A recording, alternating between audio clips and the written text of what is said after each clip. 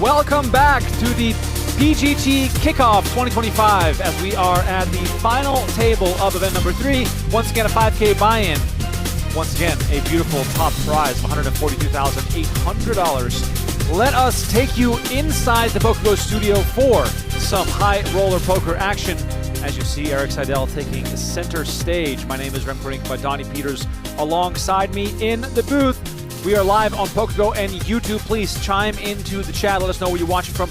Let us know who you are rooting for as we will take a quick look at today's final table lineup with Mr. Worldwide Yokosawa, Masato Yokosawa from Japan, the chip leader looking for his first ever live tournament win in Las Vegas. I will introduce the other players in just a second. Little look at the payouts here. $22,400 guaranteed for the final 7, and like I said, $142,800 up top. The payouts are getting bigger and bigger here at the PGT Kickoff as we go right into the action. Hand number 1 about to get underway. We have a few short stacks at this table. Good luck, guys. Most notably, Vanier and Vogdes below 10 big blinds. As Yokosawa has a massive chip lead. I hope he brings some of his common antics to the table. Usually very chatty, high energy, positive character. One of my favorite players to watch. And even though I don't speak Japanese, you should check out his vlogs over on YouTube. He does a lot of cool stuff. Had a deep run in the World Series Poker main event 2 years ago, and is a very, very big proponent of poker in Japan. And dare I say, he is big in Japan. This man, I believe, has like 1 million YouTube subscribers, and he is helping spread the good word on our beautiful game in a place where poker is still in its early days. Donnie, another day, another final table. Seidel is back, his second final table of the series. Other than that, we have a fresh lineup of characters. Yeah, I mean, these guys have been here for the past few days, all blasting away at this kickoff series, but I think rightfully so. All eyes on Yokosawa, all eyes on Seidel. And it works out that they are the 2 biggest stacks. Seidel had an early exit the last time he was here, so we'll see if he can stick around a little bit longer this time around. An unlucky early exit. Yeah, yeah. Very unlucky. Blake Vodges, by the way, one of our short stacks, played in our yet-to-be-released cash game. If you are watching this right now, I'll give you the scoop on that one. We have a new cash game show launching very soon. It's called Cash Flow. It'll be the high-stakes game from Table 1 in ARIA. Headlined, of course, by Justin Young and Art. Those guys run that game with a lot of interesting characters. Blake, one of the guys in that game, came down for the cash game, hopped in the tournament, and here he is at the final table. Love it. Absolutely love it. Vodges' largest cash is 20K, so even if he gets 7th today, he will get a new career best. This is his second cash on the PGT and his first final table. As we look at Mike Vanier, who's got a very respectable 2.1 million in career tournament earnings. Also at his first PGT final table as he finds pocket aces to raise it up to 160. Vanier from Lincoln, Nebraska. We've seen aces quite a lot these past 3 days. It's a good hand, Donnie. What do you want me to say? No, I know, but I'm saying it's hard to get dealt aces. Apparently not. Seidel's going to defend here from the big blind with the speculative yet suited Jack Deuce. Still got to have some caution here, right? Even if you flop top pair. Yeah, I mean, especially when you have Saliba and Vodges, you know, being as short as they are, both very close, sub 10 big blinds, so you don't just want to go too nuts with, you know, top pair and what is absolutely no kicker whatsoever. Seidel, 12th on poker's all-time money list, 65 years old, from New York City, Poker Hall of Famer, still performing at the highest level. One of the rare few. And there is the third jack for Seidel. Disaster for Vanier with aces. Is there a way for him to suspect that Seidel might be on a jack? Yeah, sure. Seidel can easily play a jack like this, and there comes a full house for Seidel. Well, Seidel was unlucky at his Event 1 final table. So far, off to a pretty hot start as he tosses out 400,000 to get some value off his full house. Vanier probably in a spot where he can really just call. You know, you check back the turn. Even if your opponent doesn't have a jack, you don't have the ace of diamonds in your hand. The flush draw comes home, so. 10 seconds. Still hard to get rid of this, of course. And there comes the call. Seidel's going to table the jack deuce for the full house. And those aces will quietly end up in the muck as Erik Seidel chips up to 3.9 million. Lost the minimum? I think so, yeah. Well done.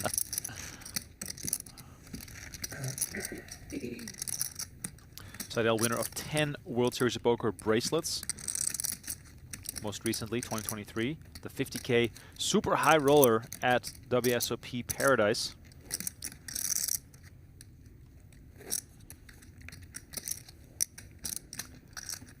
Vanier, after losing that hand down to below $1 million.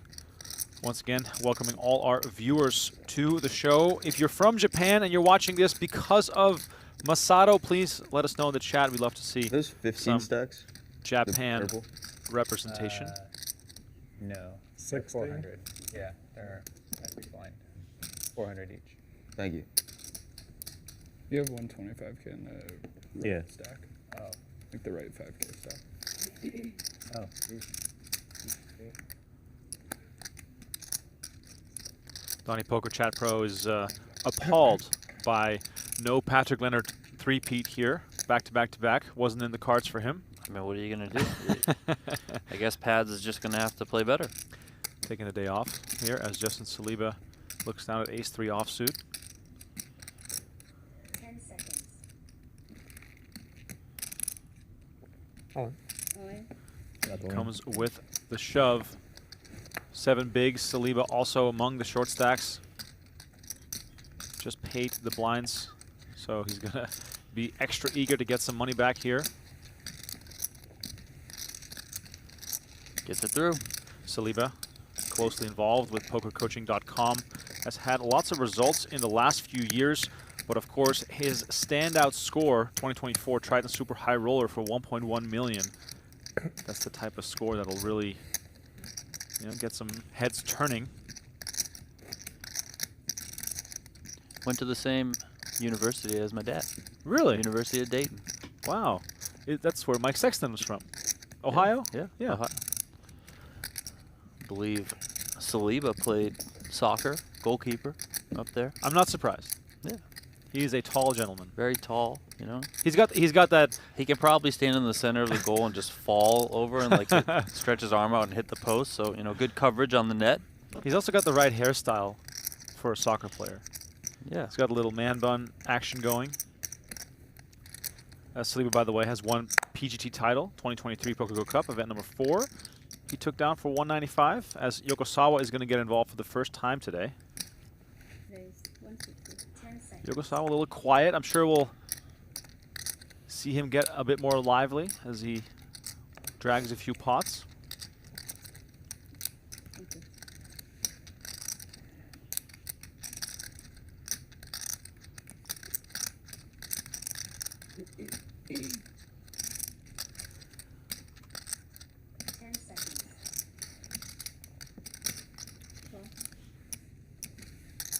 Vanier makes the call from the big blind with King 8.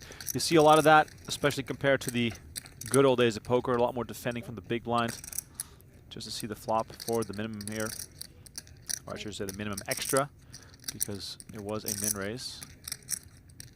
Ace, Jack 7, 2 clubs. Yokosawa flops a Jack.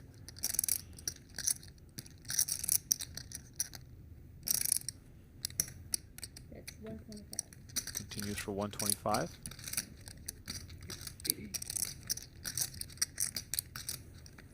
And that'll do it. Takes this one down. Much love to everyone on YouTube today. If you're with us, don't forget to smash that like button and subscribe to the channel. As always, the goal is to hit 500 likes so we can spread the word on these events ongoing.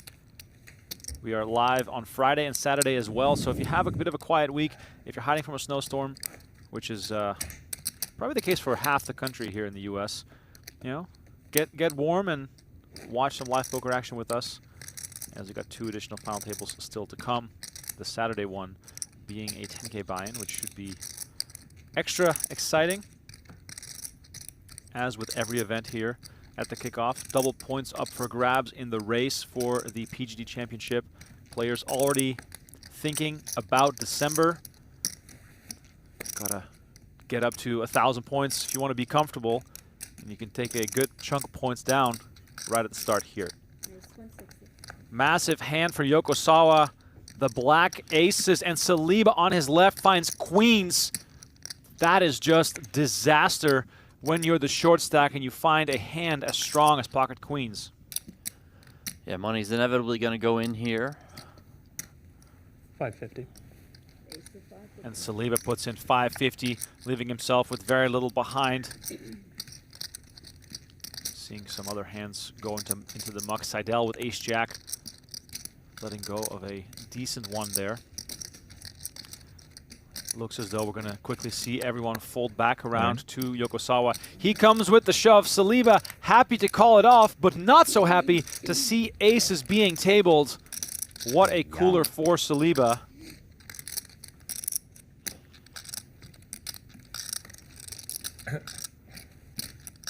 Yokosawa's got him covered by a wide margin, so even if he loses this, it won't even put a dent into his stack. But the rich might be getting a whole lot richer here with 1.8 million in the middle, and Yokosawa already sitting on the chip What are you lead. feeling on this one? It's 8-10. Hmm? It's 8-10. Hearts. Fair enough. Heart. 9, 8, 4, 2 hearts. Saliba looking for running hearts, running jack 10, or just a queen will do as well. Turn is the king of clubs now. His outs reduced to just those 2 queens. Will Justin Saliba be our first casualty here at the final table of event number 3? Let's see the river card, and it is the 10 of diamonds. Saliba heads for the exit, takes home $22,400 for his efforts. And look at this, Donnie, Yokosawa up to 6.3 million. Can anyone stop this man? I don't know, man. He's running away with this thing. Could be over in quite short order if this keeps up for Masato. Always helps when you have aces. Certainly helps when you get aces and an opponent picks up queens, yes. I mean, sometimes it's just your tournament. How can I be so Yokosawa lucky? here on basically 50% of all the chips remaining. But more importantly, Vogdes and Vanier don't have much room to play, which means that Yokosawa can pressure the other players even more for as long as we have some sort of defined short stacks at this table. Yeah, Masato should just, stay on the gas here and really, as you said, apply that pressure to his opponents. Most specifically, apply that pressure to Seidel, to Seward, to Warren. As long as Vodges and Vanier are short and remain short, then Yokosawa can just, really apply as much leverage as he really wants to. So, do you think Yokosawa should start a company? I mean, I think everyone should have a company. Ren Lin showed up yesterday for event number 3. Hopefully we'll get to see him at one of these final tables as Vanier makes a 500K on the button with ace-7. 10 seconds. And he'll happily take down those blinds and antes. I've been playing poker for 12 years, and I feel like last 2 days are kind of luckiest days. Yeah? Yeah, I think. 12 years? Yeah. That's How old not are you? 32. 32? That's not a good sign for the rest of Yeah. Yeah, if you watch my video on my blog, you will find out. All right. Yeah, like Check it out. aces versus kings, kings versus queens, or like king jack versus king nine and the flop kings or something like that. Like every hand, aces, queens. At least he's being honest about his good fortunes, Donnie. Most people would just say, I'm playing lights out the last couple of days. Valuing, everybody call. Like heaven. I'm dreaming. It's good to recognize when things are going your way. Not only recognize them when they're not going your way. Right. You know, as so many poker players do, myself included. You're not much of a complainer, Donnie. I definitely try not to, but that doesn't mean in my mind I want to, ram my head through a wall. Are you just stewing and not letting the people know? I always stew in the 15 to 20 minute drive home. Right. And then after that, it's usually So done. if I cannot win It this definitely one, helps it's that I walk in the all door and my kids because of my skill. run up to me, so I have to just forget it immediately. My So luck that is is like perfect a so far. So. sneaky little hack. Have a kid if you want. But yeah, I mean, just you sit in your car and you just sulk over it or whatever. But yeah, I mean, we're human at the end of the day. A little more on Yokosawa here from Tokyo, Japan. 45th in the 2023 WSOP main event. I remember covering his run in that tournament. Also the recipient of the GPI Fans Choice Personality of the Year Award back in 2022. I'll go out on a limb and say that Yokosawa probably responsible for a lot of the growth of poker in Japan. As I mentioned, basically 1 million subscribers on YouTube. Go check out his vlog. Very entertaining to watch. Just turn on the subtitles and you'll be able to follow along. As the only name we have not mentioned yet, Nicholas Seward, finds pocket nines, repping the PGT hat, which automatically gives him a leg up on the competition as far as my rooting interests go. Seward banking his first WSOP bracelet in 2024, winning the 3K6 max for 516K. Has been very active on the PGT. Yeah, as of late, one of those newcomers. You can kind of think of him in the same sort of camp as a Jeremy Becker was. He was playing a lot around town, kind of in the $400 to maybe up to $3,000 buying range, but now here he is on the big stage. Well, if you want to get to the big stage, you might as well subscribe to octopipoker.ai and learn from the best. Join the tribe, grow the game, pursue mastery. Octopi Poker is the most accessible poker study tool platform for all skill levels. And if you become a paying subscriber, you will get entered into a raffle for a chance to play in Event 1 of the 2025 Poker Masters, so don't miss out on that. Donnie, when's the raffle? People got time? Yeah, I mean, it's probably post-WSOP. Oh, okay. Just get in the mix there. Become a subscriber. By the way, we speak of lucky attire from time to time. Nicholas Seward is wearing the exact same hoodie he wore when he won his bracelet, so perhaps he's channeling that energy. Do you know the brand? It's the same brand that Reardon wears. Yeah, Aviator Nation. Aviator Nation, there you go. Lucky Chewy won event number 1 here at this series, wearing an Aviator Nation hoodie. Patrick Leonard had it on Aviator Nation during his first final table. He did switch it up for the second final table, but still found himself into the winner's circle. So, maybe there's something to be said about the Aviator Nation hoodies.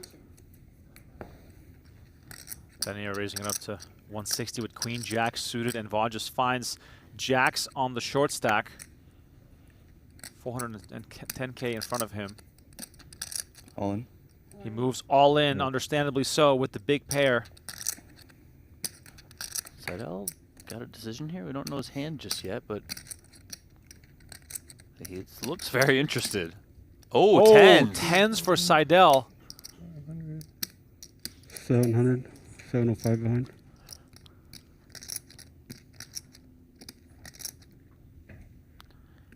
Look at this. Seidel comes along and makes it enough from the looks of it to put Vanier all in. All of a sudden, things become a lot simpler for him, as we're going to see a heads-up showdown here between Seidel and Vodges. 410. Yeah, Seidel just too much of a hand here, unfortunately for him. I mean, you do have to probably have some respect towards Vanier 410 being for a 10. second shortest, opening from early position under the gun here. That would work. Vodges, of course, is going to find Good some job. stuff to go with. So 10 for but 10s. tens, I think, is just too good and just gets a little bit of a cooler. What are you going to do? That said, he's got 3.6 million, so can afford it a little bit. All right, Seidel looking for a 10, but it comes 4-9-7. 8 for a sweat.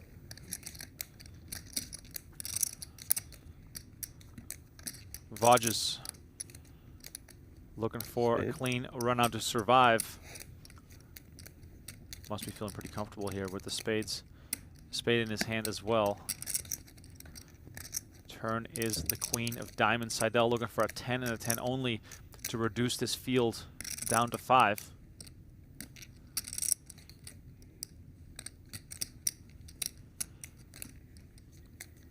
River card is the 9 of spades. Four side. Yeah. 50-50. It was actually 4 side of spades, so you Four. very, very dangerous. Nice double up there for the short stack. 4 side of spades. Also, Very repping the lucky. PGT. I gotta say, I love those hats. Sweet. Can we get those? Can the One, fans two, get those? Including this, right? One, I'm two, actually three. not Oh, my sure big if the client. fans can get them. Player only. See, I'll have you need to the I'll have to find out. Either way, we got some merch available on PokerGoShop.com if you want to check it out. New stuff always being added. As I was saying on Seward, you know, he had a great run during the Poker Masters this past fall, cashing in 5 events. His best result being a 5th place finish. So lots of close calls at the Masters. Now back on the grind, and I'd say if he keeps this up, he's going to be a favorite to be part of the top 40 at the end of this year, playing lots of these events here.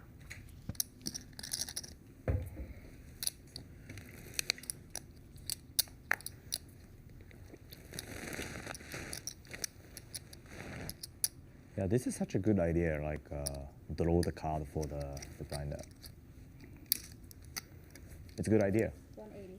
Seidel right back to raising, this time on the button, making it 180. No resistance here. So we do this every level, right?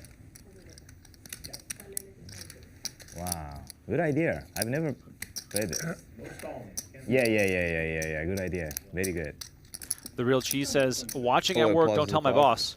Well, I hope he's not watching. Yeah, last 5 minutes we pause the clock and I draw the card and grind. Oh, that's nice. Yeah, How many more hands at this level? 2 more? 2 more. Yeah. 3 totals for 2 now. Approaching that 50K, 100K level. Donnie, we're like a level further in the structure than we were yesterday at this stage. So you guys invent Played a this little bit system longer or last night. somebody do? Because we had issues with people stalling Yeah. in certain situations, and he was making poker. So Yeah. Shout out to Agreed. Jason Sambricki in the chat. One of our loyal viewers, always Yeah. donating some memberships. Very much appreciated. and we just took an average, like, of these 4 hands, really takes about 5 minutes average. Makes sense. A lot of trash hands there ending up in the muck. And ever since then, Folding over to the small blind. Vanier on Jack 8 offsuit. Sitting on 6 big blinds, and he goes for it, moves all in on the big blind 45. I think of he's Neil gonna get Warren. called here. Warren with ace-4 diamonds. Pretty nice situation for him. Warren from Sacramento, California, now living in Las Vegas. This man brings a lot more to the table than just chips. Has degrees from University of California, Berkeley, and Harvard. So if anyone can figure out the math, it's probably this guy. Warren with a bit of pondering. But he reaches the conclusion that this is a call, and he would be correct. Vanier with Jack 8 finds his tournament life at stake, but at least he still has 40%. Warren well out in front.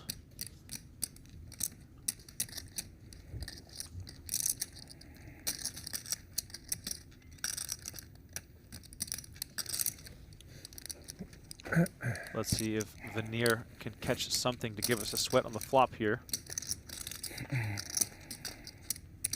Let's see the first three. And it is 10-9-6. Vanier picks up almost too many outs. We've seen this play out before. He's got 14 outs twice. It is practically a coin flip. Board pairs on the turn with the 9. Warren now a more defined favorite as Vanier's tournament life still hangs in the balance. Let's see if the river card can save him, or else we'll have our 6th place finisher.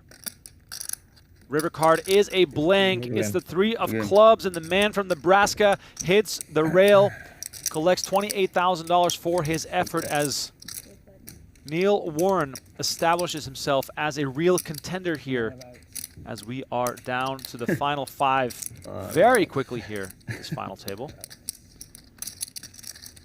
Yokosawa still reigns supreme. You to be ahead.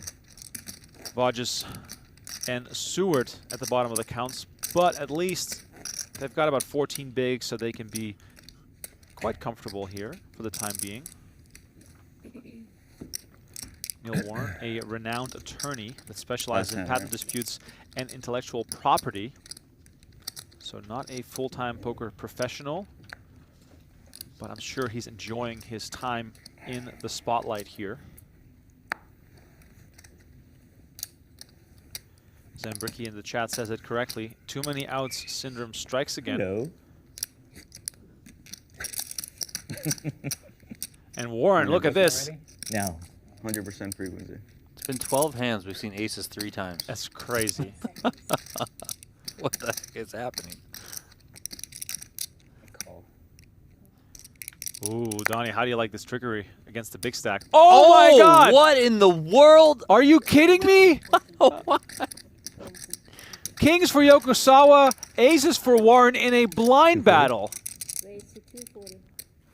Yokosawa kicks it up to 240, and Warren gets exactly what he was looking for, but he has no idea of how dramatic the situation is about to become.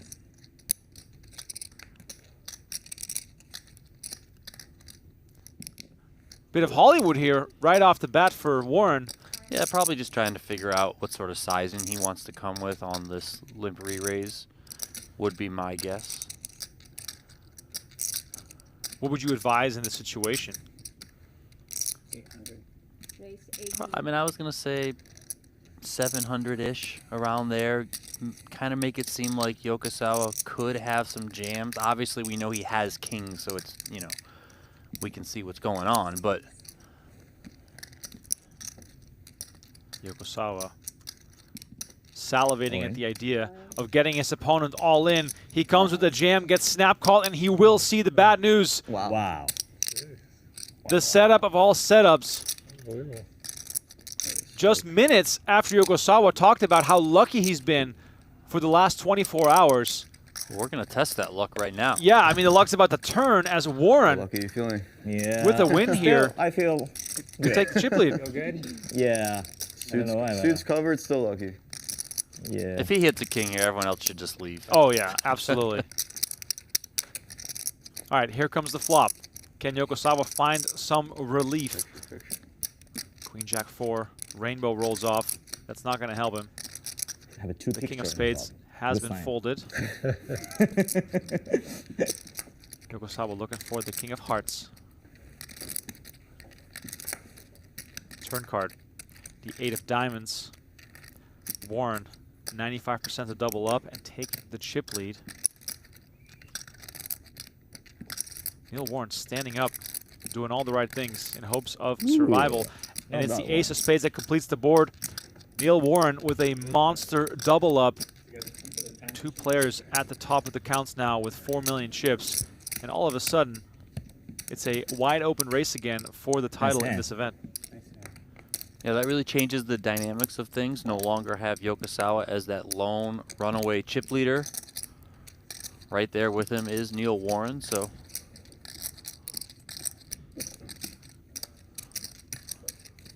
fun times, fun times. Some big hands. Some big old hands. 220. For those that may have joined a little late, That's it. that was the 12th hand today, and we've seen aces 3 times. Insane. 220. We Oh, I saw thought aces you versus had kings there. We saw 225. aces versus queens earlier. We saw aces lose to a full house when the legend Seidel had the old jack deuce. Maybe. So Lucky. we've seen some good ones. Crypto Dad Life in the PokerGO chat says, got to play in the Dream Seat Invitational. What a great experience. We were treated very well. That is a very good thing to hear. Also remind you to go to pgt.com/dream-seat to perhaps be part of that event in December of this year. Here's a look at the upcoming schedule for the 2025 PokerGO Cup. Starting out with the 5K, which also has its own satellite, and then the 25K event number 8, which will close things out. And there's also a 25K bonus for the overall leaderboard winner. So look at this, a nice slate of events coming at you from the PokerGO Studio. Commentary provided by the legendary duo, Jeff Platt and Brent Hanks. That should be a fun bit of poker action for all of us to enjoy. And I will add, I know this isn't on the graphic, I know it's not prompted, but we will be running a mirroring series on playpokergo.com.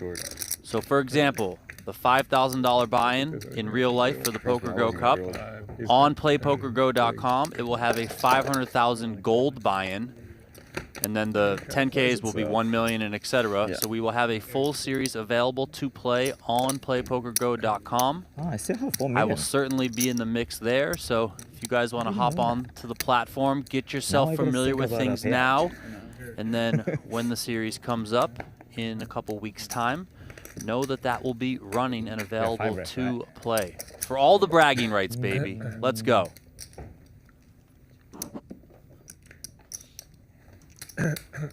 Some chips getting Nick, how much you have? removed from play as they are no longer under 1.2. necessary. 1.175. Let us know in the chat have who you think one. is going to win this one. 150. Everybody else has more Everybody else has more. for now. Cards about to get I back really wanted in aces the to air. hold. 5 players fighting over that top prize So of this is going to be more fun $142,800. final table, right? If it has similar stack. Well, 3 of you guys are. Can we add on? yeah, yeah. Like, yeah. After you guys double up, more, you know, even. Fair. Yeah, 51 more. you can do it. I know we're running the new season of High Stakes And Poker Brian right now. New seems episodes very, every very Monday, easier but than before. Masato played last 40, season. 80 5 sounds episodes. very, Yep, very That is difficult, right? available on They have a lot of demand work. on the PokerGO platform. So for all the PokerGO subscribers out there, 75, 120. you guys I can like check out 51. season 13 and see Masato battling some it's 200, 75, 400 no limit hold'em. Yeah. Yeah. I'm Wow. stoked about that. We are gambling. The Yeah. the 125 Yeah, level true. is not fun. 120. Kings, what are these hands? I was going to say, talk about the level of death, the 125K big blind, which comes after this one. And Nick Seward picks up pocket kings to continue with the trend of monster hands at this final table. Sadly for him, he's not finding any customers.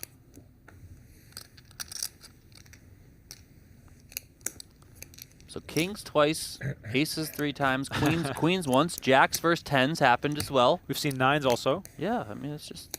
We haven't seen 8s or 7s, so if anyone's keeping track on the bingo card, let's see if we can see all pocket pairs over the course of the next few hands. There should be a bingo card, like, There on there the really, screen. There really should be. We should do poker bingo. People at home can have those little, stamp pins. Yeah, Erik, I'm totally You in. play the PGT a lot. Yeah, I like Okay. that. I really like that. You play the free roll this year. I didn't get into it, No. no. So how difficult to make it? You have to play a lot of tournaments, Okay. I think, or, have a couple really lucky cash. Yeah. You came a long way for this one. Ace 200. I wonder if Yokosawa has his sights set on being part of the championship at the end of this year. I hope so. It'd be cool if he really made it a goal. Take the Japanese fans along for the ride as he now races the 200K. Vogdes Time extension. in the small one with ace-10 offsuit. Donnie with 900K. Are we reshoving here often against a big stack raising the button? Yeah, I think this is good enough for sure. There goes all of his stack. So we need 1,200 points or something to make a top 40, right? About. Is that what it was? Yeah, I was It was wondering. 900 this year. 900 this year? Double points? Yeah. We're getting. But like, if we win this one, we get a 250 or something like that. Well, Maybe we can't win it. Like, you know, one. yeah. If I win this Just one, say if yeah. You get like I think it'd be 280 something. 284. 280. Okay. 284. Yeah. On the way. It sounds like possible to a good make start. 900 points. Yeah. Are you doing Jeju? Which one? Triton? Either one. What do they It have? was Poker Dream first, right? Yeah, they have I don't know. prelim series, I think. Poker Dream? What is that? Yeah. It's Oh, like Chinese poker store. yeah. I've never played that one. I haven't either, but I've heard good things. Oh yeah? Yeah, it's just before Triton. So it's including for the leaderboard of this one? It's at the same time as this one. Okay, oh, makes sense.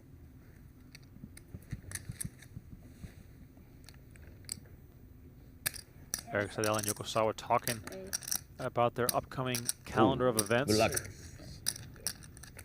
I didn't know if that was, Whoa, that went really fast. I Seidel should have confirmed if that was all in, so I didn't do the same putting thing that Seward I did to the yesterday. test. And they turned their cards over so fast that I didn't even realize that Seward was already all in. Seward with sixes here. Look at the fade. Spades or Jack 8 to survive here. Seidel once again involved in an all-in situation this time. His equity quite a bit better than when he ran tens into the jacks of Vodges, but deuce 7-4 not helping him at all. Just for the sweat, the six of spades would be an interesting card. Seidel looking for some improvement as Seward looks to survive. Turn is the ace of hearts. Seidel drawing to 5 outs with the jack of diamonds having been folded already.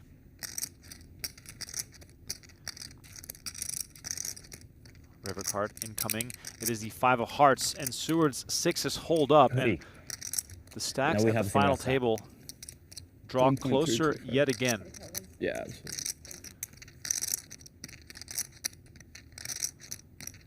All right, anyone's game. A lot still Okay, possible so here. next, you will double up from him, okay? Hey, what? Are you giving away my chips? No, it will make final table more fair, like even stack. Yokosawa's not wrong. Yeah, Everyone's getting a chance to double up through the big stacks. more exciting. Agreed. Donnie, the chat on YouTube is all about bringing us lunch and about what we've had for lunch. First off, thank you for the offer, but I just ate. I had a breakfast bagel, which always comes in handy. I just don't understand when they put an ungodly amount of cream cheese on these bagels. I just scoop I half. scooped all mine off. I mean, I was like wiping it all off. Yeah, I wiped up like 80% of it. Yeah. What is it? What is it with an insane amount of cream cheese? I just don't understand. It doesn't even taste that good. It's just too much. Yeah, listen, I'm. Don't look at me. I'm with you. Yeah. Just give me the bagel, slap an egg on it. I mean, cheese optional. Maybe some bacon as well. Bacon, Yeah, bacon. I'm good. Bacon on the breakfast bagel I'm has to good. be in there for the salt, 100%. All right, back to the poker. King 10 for all hearts. Seward with the higher heart. Both players jack high here. 10 seconds.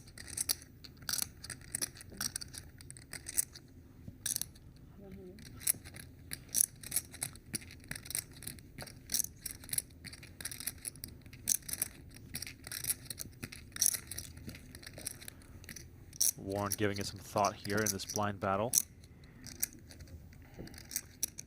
We'll probably 10 seconds. find out that he'll have some better spots on the horizon. So Eric, you mean the poker dream is same time on the PokerGO Cup or something like Yeah, that? yeah. Okay, makes sense. Maybe I will play this one. I mean, I like more streaming game, right? Like a streaming final table. Good for content. Yeah, for sure. We need Masato at the cup Well, let's go. and Seidel. I need attention of people. Hey, People. part of the job. Is this on Japanese national television right now? What do you mean? National television, Japan. National television? Yeah, most important event today. You playing here. Yeah. Yeah.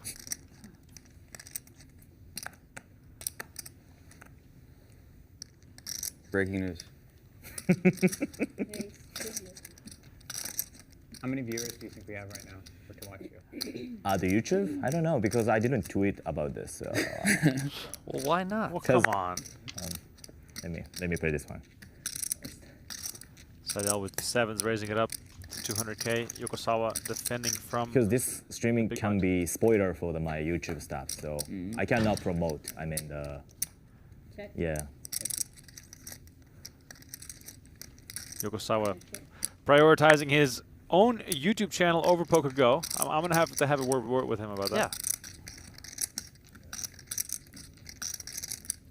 Either way. There's something to be said about, you know, the Both. the vlog is like the behind the scenes stuff that Right. you don't see at the table. This is just the poker, you know? I mean, that's why obviously the biggest example is Drive to Survive with the F1. It's so successful. There's the races, but then there's the behind the scenes, you know, off the track stuff that is so compelling. Like, let's see what Yokosawa had for breakfast today. Did he have cream cheese on his breakfast sandwich or not? I mean, that's what we want to know when we're watching the vlogs. Absolutely. Well, right now he's found some cream cheese in the form of an ace. Yokosawa deciding what to do here versus Seidel, and he's just going to come with the call, letting Seidel do the betting.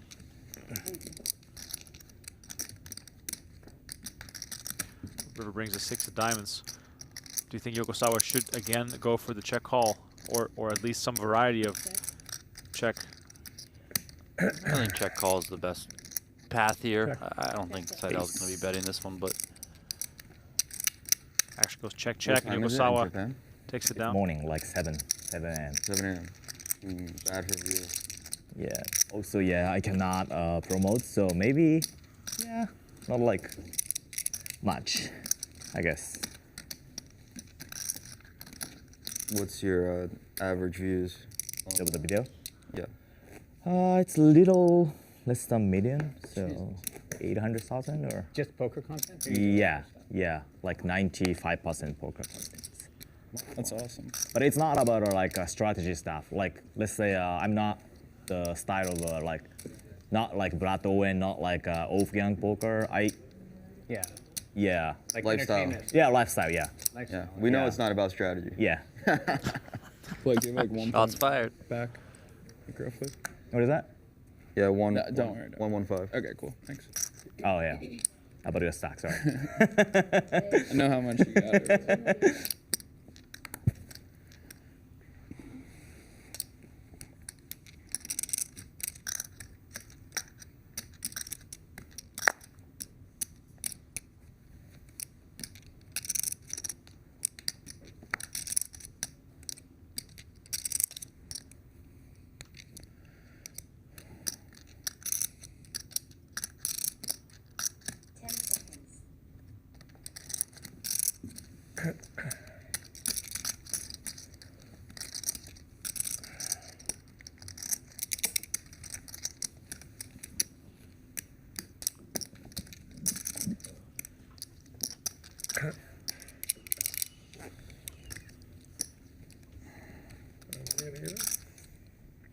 Is that more than I think 1.1? you, yeah, I think you have more. You have 1.6, right?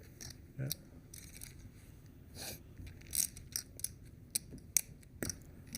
Action slowing down a bit at the final table. Stacks not very deep, so not much creativity possible as these players have been doubling each other up, back and forth. Yokosawa down from his high of 6.5 million, now at 4.2. Still in the lead though. Seward and Warren becoming real contenders as Seidel has also taken a few hits.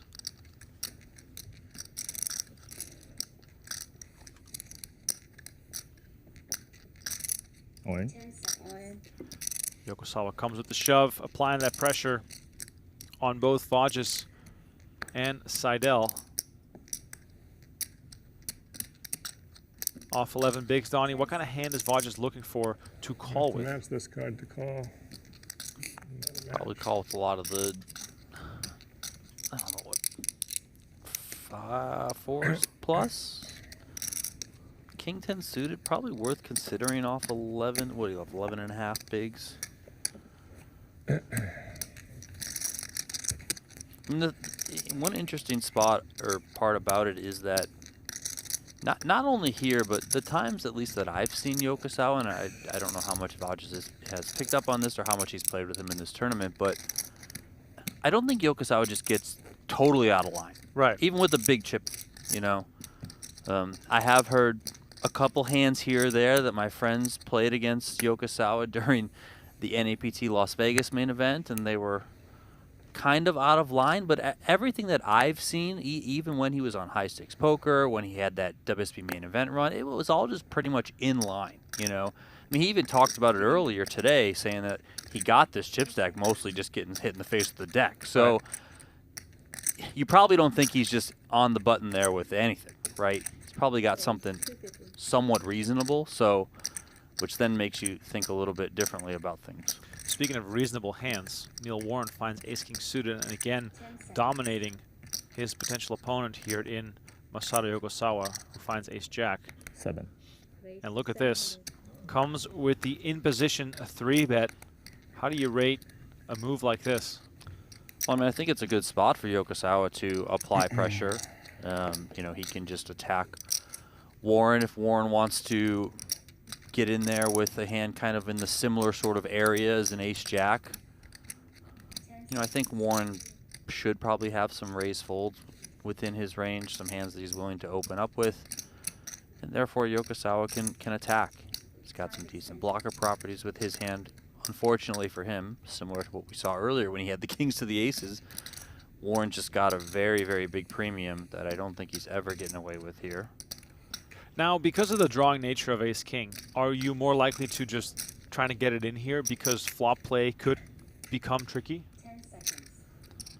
Yeah, I think fighting back and trying to get the money in pre-flop versus playing a pot out of position against somebody who covers you, I mean, that's a little bit more of a dicey situation. And I Yokosawa, think you could even argue that he could just jam. well, jam or not, Yokosawa got the memo and let go of ace-jack. Is it okay? Seems like a small, yeah. 1.5 million, yeah. 1.5, yeah. Is it okay to raise two-fold? Because Yokosawa knows that that's what he has to do. Are you talking about Yokosawa raise to fold? Yeah. Well, yeah, I mean, Yokosawa's going to attack there, and a good spot for him to attack with a good hand. And then if he just gets played back against, you just have to realize that, you know, he has it. I mean, unless this guy's just completely out of line or some super wizard who's way above the rim and just completely outplaying you. But even in those situations, what are you going to do? Right? You just got to give up. But I do like the approach of attacking with ace-jack offsuit. I think there's an argument for an ace-jack suited, which has some more playability post-flop, to just call in position and go that route. Because in ace-jack suited, I would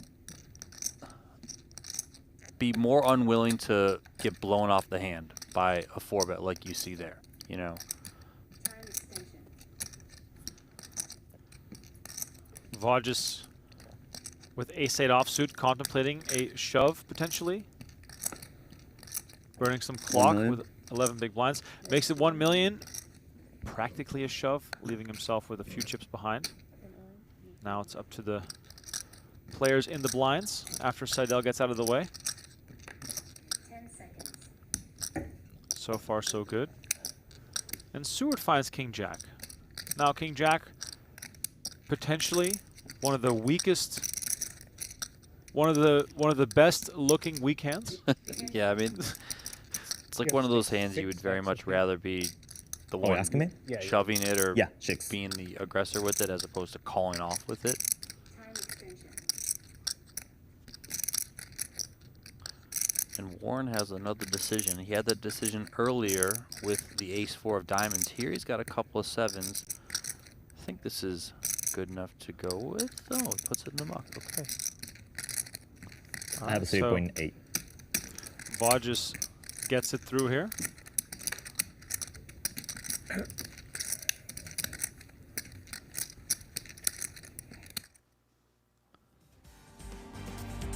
All right, still five-handed here inside the PokerGO Studio, and let me remind you of PokerGo's newest plan. Become a PokerGo VIP now and get an annual subscription plus access to Run It Once training content with PokerU. Watch and learn like never before. Join or upgrade today at PokerGo.com. Learn from these boys. You might have seen them once or twice at a big final table or in a tough cash game. Kuhn, Galfond, and Cates among the coaches delivering some of that content for us at PokerU. I think remember that hand right there where Warren folded those sevens. Just one of those ones where if this plays out for, let's say, another 2 hours, 3 hours, players may get that information that Warren made what I would deem a snug fold there, you know, off a guy with 10 or 11 big blinds. So just keep that in mind for later information should it come into play. As we see kings once again, I mean, it's premium pair after premium pair at this final table. Seward on the button. 225. Yes.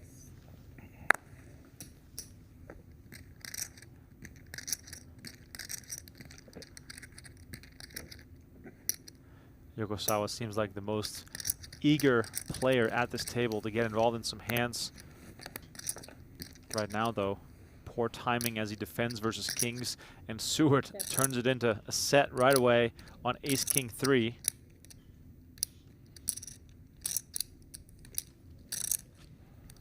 He's also got that king of clubs in there, should need it. There's an ace on board. Should Masato connect with that pair of aces, so That's 150.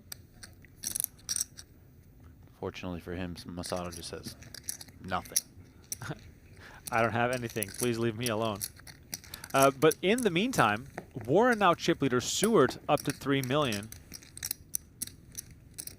Really, really fun dynamics about to unfold here as we rapidly approach the level of death. 75K, 125K is next on the menu. So if you're tuned in right now, don't go anywhere. Not my prawn so far. My prawn was like lazing every hand, fold everybody, and win. So this is not my prawn.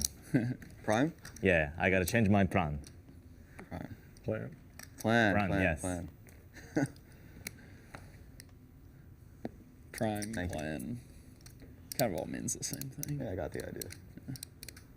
Yokosawa has some adjusting to do after relinquishing the chip lead, but hey, never give up, don't back down. Just got to get in there the very next hand.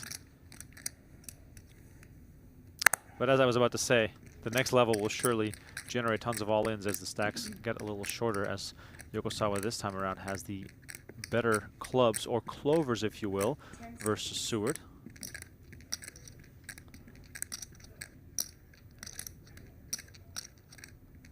$600. Raise to 600. Back to my prawn. The plan of being aggressive is back as Yokosawa makes it 600K.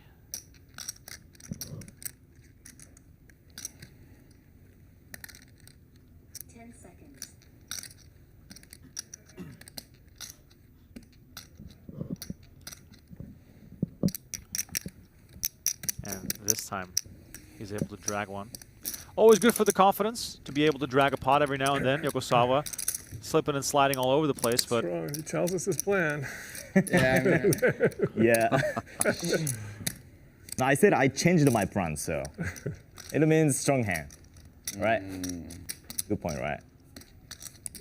Pretty My strong, ex yeah. prime was like raising everything, but now, yeah. No, that was strong. Like Yeah. it was. Yeah, you said it was part of your play. Like I didn't want to mess with it.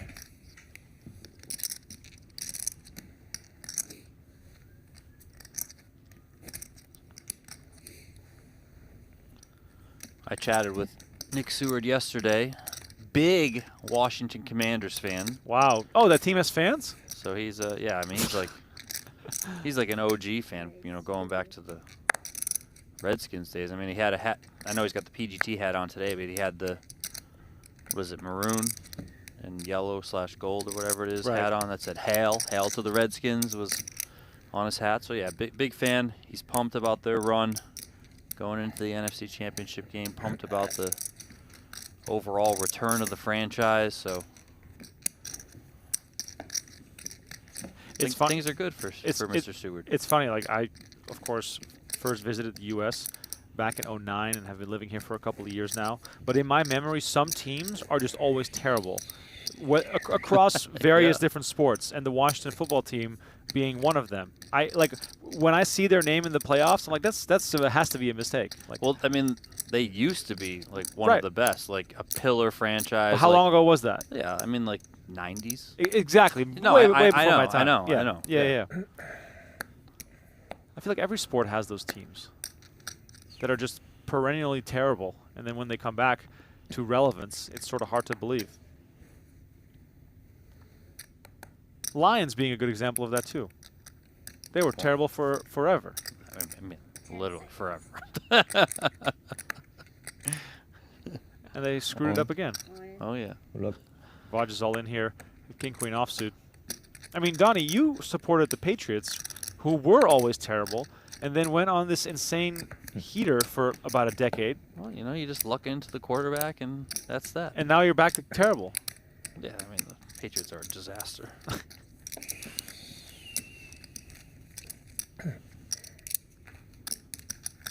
Thanks, everyone, for tuning in right now. By the way, if you're on YouTube, please smash that like button and subscribe to our channel. We have daily clips out. Donnie, I put one out this morning that I am sure will get your juices going. Have you seen? I didn't watch it. So Have you seen what I posted? No, but I'm gonna check it out right now. Like a regular video. Regular video. Just read me the title. Oh my gosh. Read me the. Well, you want me to read the thumbnail or the both. So the thumbnail is he called me with Jack High. Elix Powers, baby. Shout out. Disrespectful amateur or awesome character. Homeless, broke Elix Powers. Incredible I mean, stuff. just one of the great. Like, Elix Powers doesn't have a lot of time in the poker spotlight, you know? I mean, he only had, like, essentially his 15 minutes of fame. Right. But it is an incredible 15 minutes of fame from back in the day. I mean, But you know what the funniest part about it is, right? that is not even Jack High. No, it's not even Jack High. It's Queen High. Oh, for all the people who laugh along with us, I'm so happy that you've been deep in the Poker Classic streets with us. But Jim McManus versus Elix Powers is one of my all-time favorite moments. Yeah. R.I.P. to Elix Powers. Yeah. Lost him a few years ago, but 2015. I mean, we'll never Unlucky. forget that. Another underrated part of that clip is because it's in Binion's, right? Yeah, He walks outside he starts and smoking he's a like cigarette. smoking and talking to like these random guys. It's just so like one of them's clearly like his buddy or like Railbird or whatever, but then he's just like, call me with Jack. Like, I'm just like, what is happening? The funniest is there's a random dude dick. he's either a friend or just some guy who is trying to be involved with people at the final table, and you see it all the time at WSOP. He goes, "You got them tilted. You got the table tilted." I know he's like hyping him up. It's Yeah. so great. And then they pan back to the table, and it's John Hannigan and David Shue just laughing their ass fine. No, off. it's not And then this Jim time. McManus being sour, saying, "This doesn't belong in poker. You got to play the game the right way." McManus is so mad. He's so mad. It's great. Oh, if you guys have a chance, please check it out. The most entertaining limit hold'em final table you'll ever see. By the way, stack table too. Oh, it's Very 350. a lot of characters on there.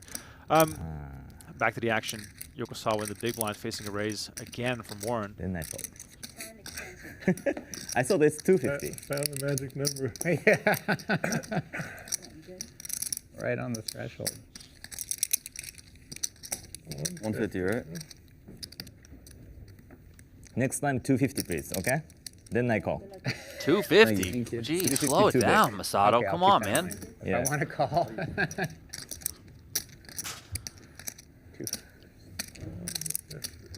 These 5 players are all guaranteed a little bit over $36,000 in prize money. Buy-in for this one was $5,000. 112 entries, our largest field of the 2025 PGT season. Still early, of course. This is only the 3rd event, but it's good to see the numbers continue to trend up. They've gotten bigger with every event. Hopefully that trend continues for event number 4, which will have the final table on Friday. 10 seconds. Seidel here. All Gonna jam 13 bigs, king, jack suited. How much is that? Yokosawa, ace-4 off from the small blind. Is at least interested to get a count here. Not sure the ace-4 off will be enough. Yeah, into the muck it goes. 6-3 for Vodges, also going to be in the muck, so the legendary Seidel takes that one. It is his 2nd final table here at the PGT Kickoff Series. Seidel took 7th place in event number 1. Only for you.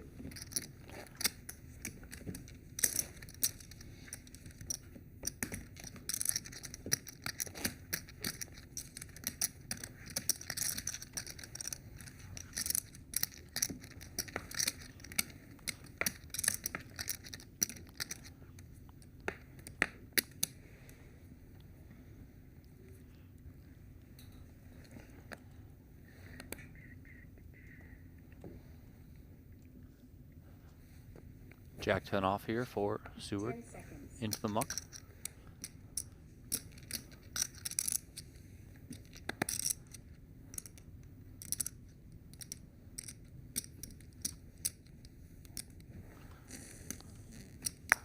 Yokosawa not going to play his button, and it's a walk for Erik Seidel. Look at that.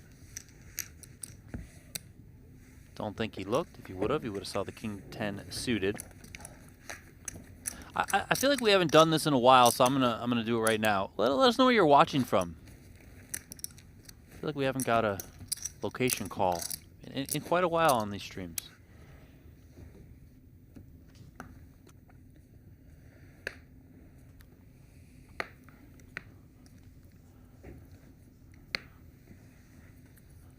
Neil Warren there, still the chip leader. 4.8 million for him, as we are now playing 75-150. So this is the level of death, as we call it. King, queen off. I see Denmark, UK, Minneapolis, San Diego, Texas, another Denmark, Toronto, Canada, Norway. Daniel's in his living room.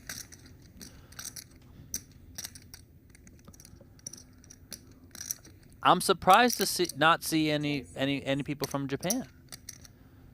I thought the Yokosawa fans would be out in full force for this one.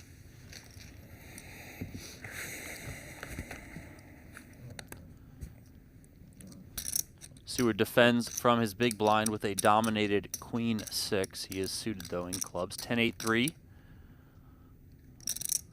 Warren looks like he's going to continue here. 225. A quarter pot. That's going to get a quick fold out of Seward. So Warren now going to chip up over 5 million, stretching out that lead a little bit. I see Jersey City, New Jersey over on PokerGO, Alabama, Dayton, Troy, OHIO, Ohio.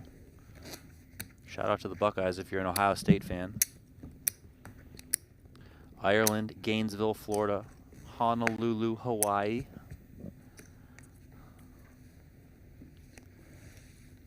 Colin said, isn't it like 3 a.m. in Japan? No, it's like right around 7 a.m. Somebody asked Yokosawa earlier, not too long ago, and he said 7 a.m.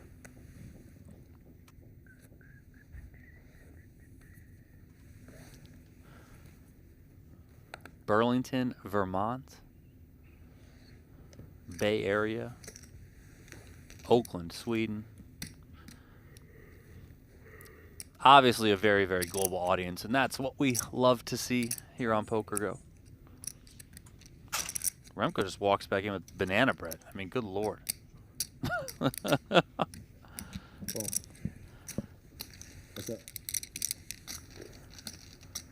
All right, a couple of aces here going to battle.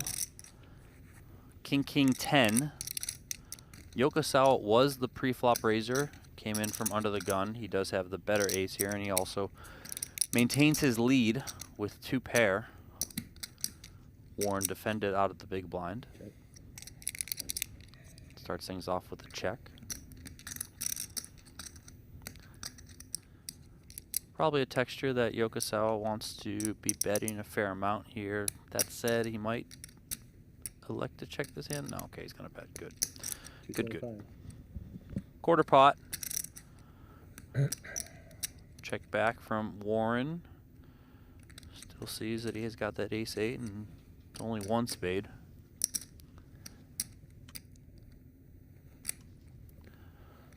Boston's here.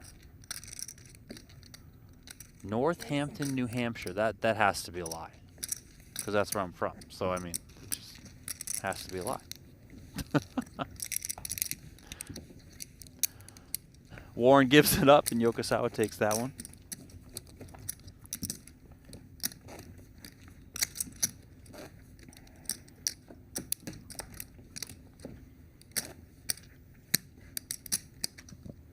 Donnie, you have to get a slice of banana bread.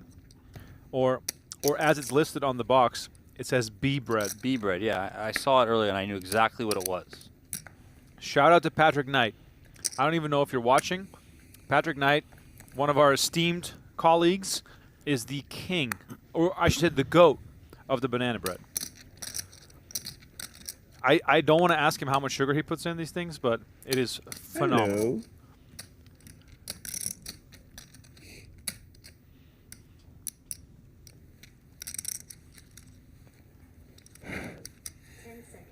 Warren in the small blind again, looking to attack Yokosawa's big blind. These two have already fought out quite a few battles,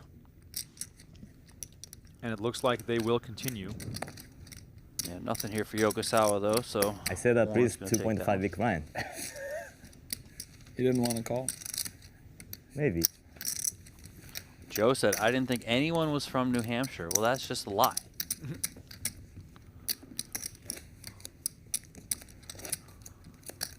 Keep getting good hands. Yeah, like 675, like back.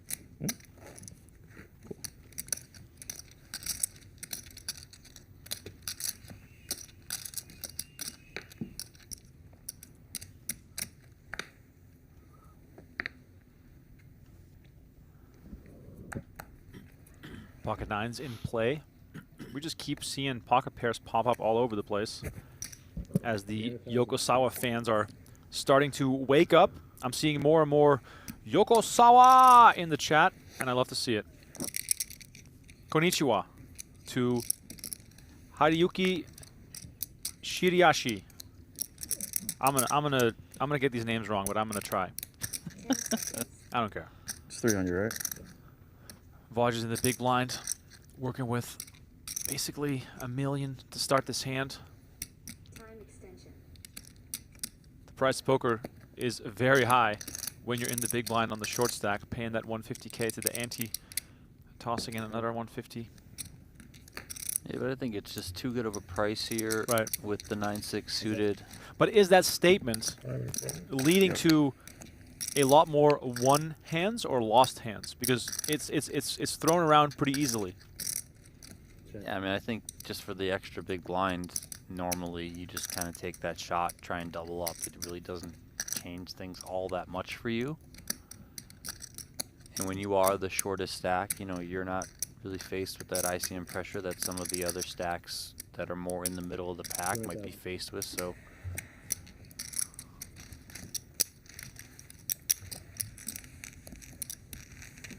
Vodges whiffs entirely and just gives it up.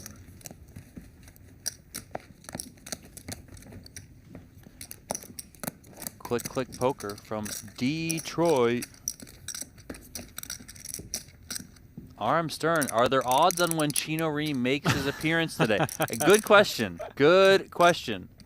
I'd say in the next 30 minutes probably.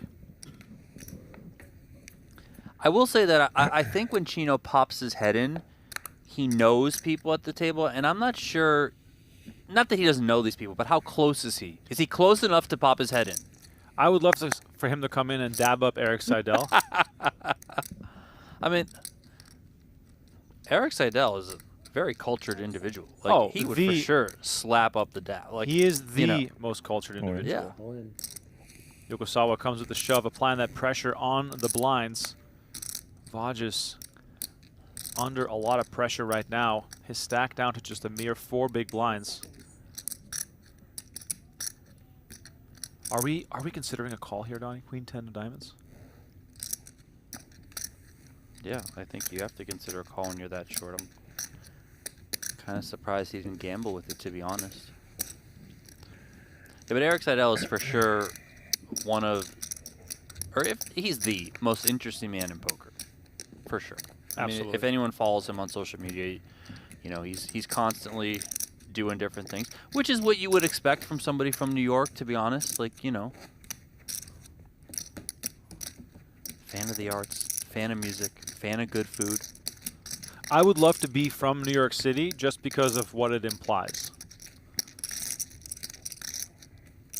It's one of the coolest places in the world, let's be honest. But I've only ever visited in the summer, so. Actually, that's not true. I went there in the winter once. I went to the Giants-Eagles football game where Deshaun Jackson had that punt return for the win. Wow. I was at the game. I was at the remember game. that game. Half the stadium was already empty by the time he scored that. The Giants fans in the parking lot thought they won. Time extension. Yokosawa on ace-jack, or excuse me, on ace-9, looking to yet again apply pressure. And here comes the shove again. Do you like this? Do you like this approach? Yeah, I mean, I think he can just apply all the pressure. Once Warren gets out of the way, I think it's time now. Yeah, I mean, this is the level, too. I mean, we joke that it's the level of death, but it really is. Like, this is when things start to matter. If there's 4 or 5 players still remaining, the stacks are generally fairly shallow. So if you are benefiting from being one of the larger stacks still left, and Yokosawa is that, it's him and Warren who are kind of the runaway chip leaders right now, then just max pressure, make your opponents pick up hands. In that situation there, Yokosawa benefiting from the fact that he has an ace, so blocking his opponents picking up some of those premiums.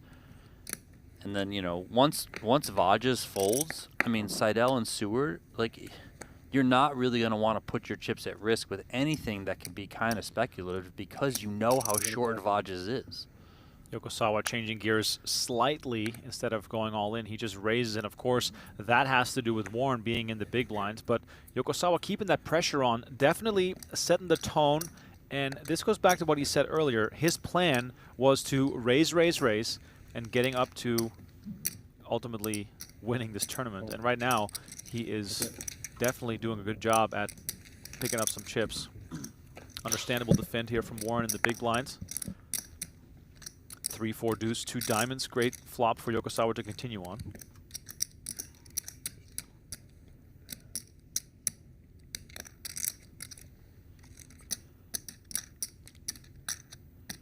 I think Warren, yeah, I was going to say, I think Warren could have some leads here. I mean, unfortunately for him, Yokosawa does have an overpair, but...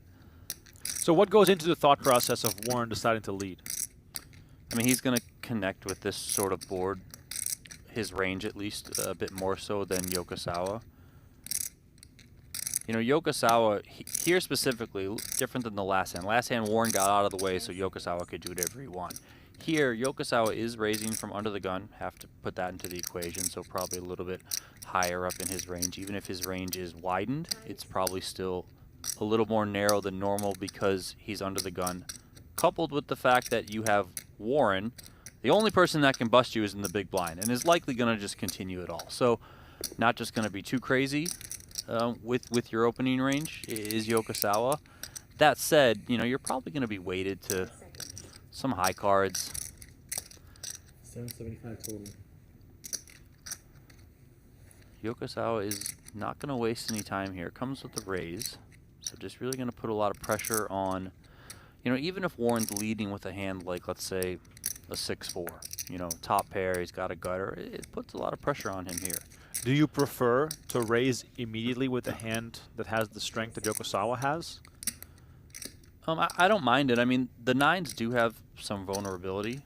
You know, for example, like if you think Warren is the type of player who can lead with hands like he has, you know, Jack 10s, Jack 9, Queen Jack, like, you know, just taking a shot with these like kind of weird middling hands that are never really going to check call, but with the board texture can just turn them into bluffs right away.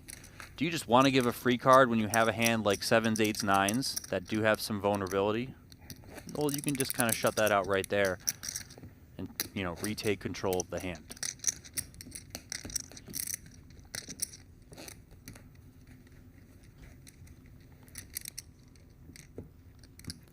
Well, Yokosawa back to the chip lead, and comfortably so, up to 5.6 million. Oh yeah.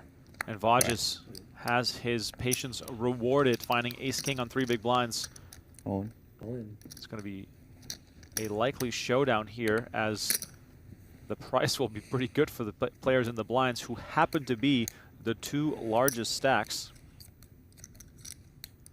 Warren probably thinking to himself, I guess I'll have Yokosawa take this one. Ooh, very good one too.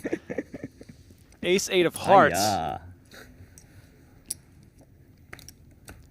Yokosawa taking a cheap showdown here. Still. With Lucky. Vogdes' tournament life on the Lucky line. heart. Vogdes 69% to double up here and stay in this tournament. Doesn't get much better than that. All right, here comes the flop.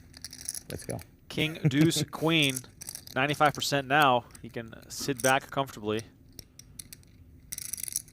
Yokosawa has done quite a bit of work to chip up, and he's going to give most of those chips back now as he draws the heart in hopes of a runner-runner flush, but it doesn't come in, and Vogdes will take this one. Only a small hit. He can afford it. Still chip leader. Does make things a little bit more edgy in terms of Seidel and Seward, who obviously are now much closer to where Vogdes is in chips, so I'm sure they would have secretly liked Vogdes to just hit the exit, get that pay jump, and go from there. Absolutely.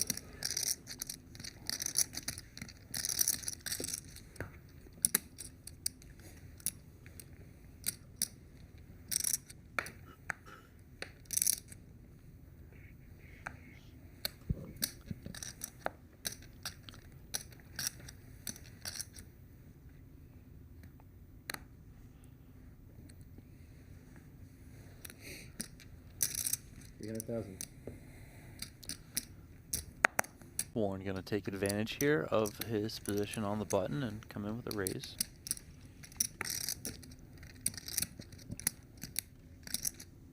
(7-5) suited this time for Vogdes out of the big blind.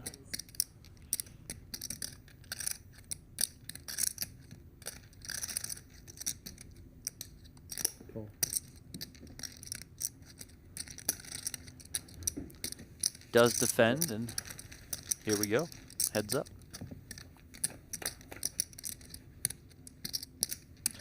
Wow, 5, 6, 7. That is music to the ears of Vogdes, but Warren also not in the worst possible situation. With Action. Open-ended straight draw. All in. And Vodges moves all in, 2-pair. Warren with the quick call. We might see consecutive double-ups here for Vodges as Warren searches for a 9 or a 4 to reduce the field to the final 4. Tremendous way for hands to clash here. 2-pair versus the open-handed straight draw. 2.3 million in the middle. Can Vodges go from 500K to almost 2.5 million in the span of 2 hands? Just got to fade the straight on the turn and river here. Turn card is the deuce of clubs, fading it so far. Let's see the river card.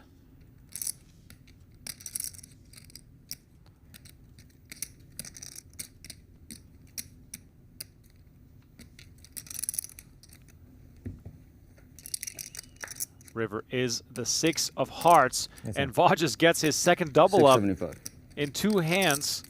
And with only 67,000 in career tournament earnings, he's now looking real strong to perhaps even make it into the top 3. As mentioned before, his largest cash to date in a live event, 7th place in a 5K at the Irish Open back in 2023. Right now, already guaranteed 36,400, but double up from a larger payout looms as he's sitting on quite the stack right now.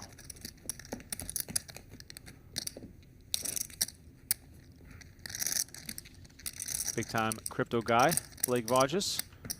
Helpful for the bankroll. Bitcoin trending up. The meme coin's doing right. Donnie, do you got some fart coin? No. Definitely no. It's the way of the future, Donnie. Pump and dump. 2 million? That's how I play poker. Pump and dump. 2-1. Thank you.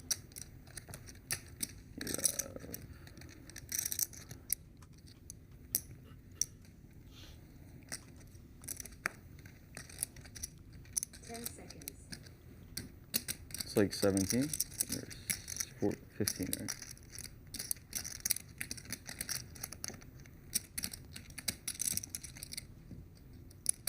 Time extension.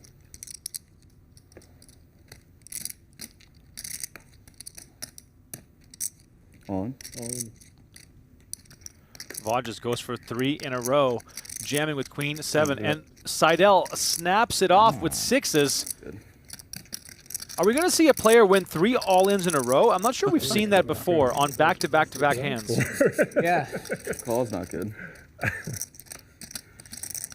Seidel getting the coin flip here. Vodges will be very happy to see that he has 2 overcards to the pair of the Six is Poker already Hall of held Famer.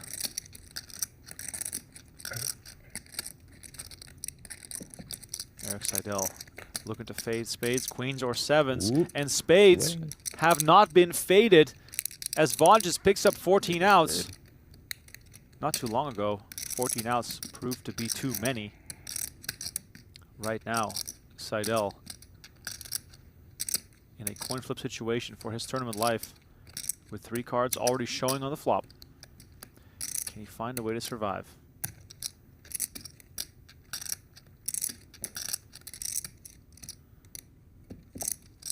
Turn card is the 4 of spades, and Erik Seidel is drawing dead on the turn. Vodges wins 3 all-ins in a row. I have never seen this before. He goes back-to-back-to-back from 500K to 4 million. What an insane run as Seidel busts out and collects $36,400. And we are down to the final 4. Donnie, what are we witnessing here? I mean, it feels good to be Vodges, that's for sure. I want to see him do it again. Get it all in again? What are you at? 1 million? 3. I mean, why not at this point? Vodges now second in chips, behind only Yokosawa. Nick Seward, the short stack, 1.575. still decently comfortable with 11 big blinds.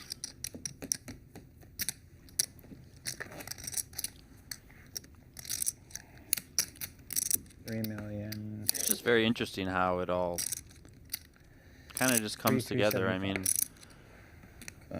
probably could have called all in with that queen 10 of diamonds, Vodges, right? Yep. He ends up folding it. A couple hands later, picks up the ace king, finds that double up through Yokosawa. Then things worked out for him with the 7-5 of diamonds. And then, of course, we see there things worked out with him when he's got Seidel drawn dead on the turn. It's just, you know, poker's a funny game, man. It is a very funny game. And all of a sudden, you're thinking of the win versus thinking of the pay jump. Seward, ace-9 off in the big 10 blind. seconds. He's going to defend here. That's it. 4.9. Thank you. Flop comes out, king, queen, 4, 2 spades. Warren flops a set.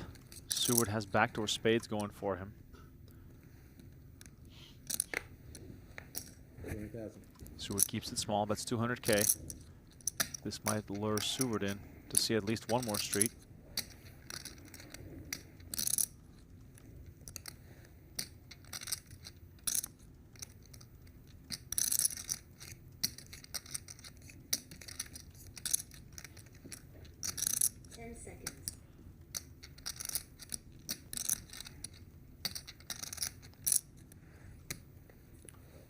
And he does toss it into the muck, saving those precious chips for a better moment to shove. Alright, button stays.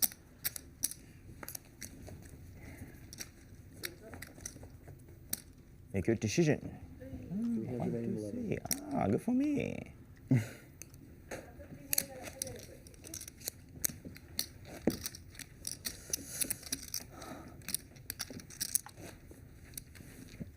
For those curious about the PGT, what it is, what it entails, and what the goal is, I'd say keep an eye on PGT.com. We have the leaderboard, we have live reporting, and a whole bunch else going on. Right now, Patrick Leonard, the early leader in the race for the Player of the Year, after back-to-back final tables and a win, of course, last night in event number 2.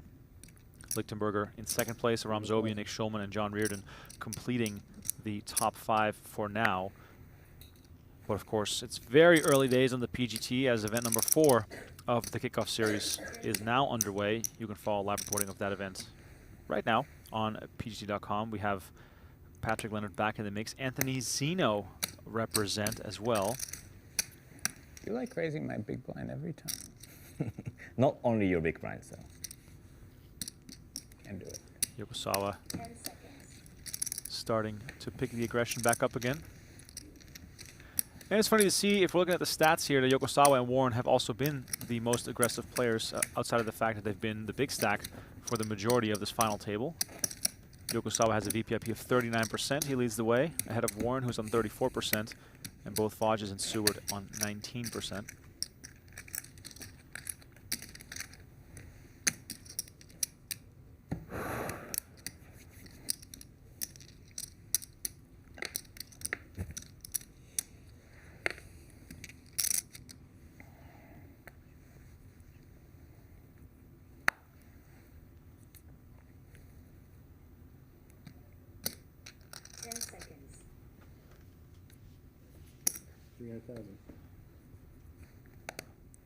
Pocket sevens in play here. Vodges raising with sevens, and Seward finds ace-king of spades.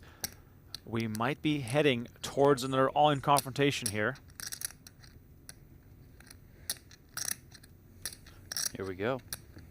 Yeah, Seward moves forward the majority of his chips, and Neil Warren might have a hand as well as he eagerly looks at the chips that Seward is putting out here.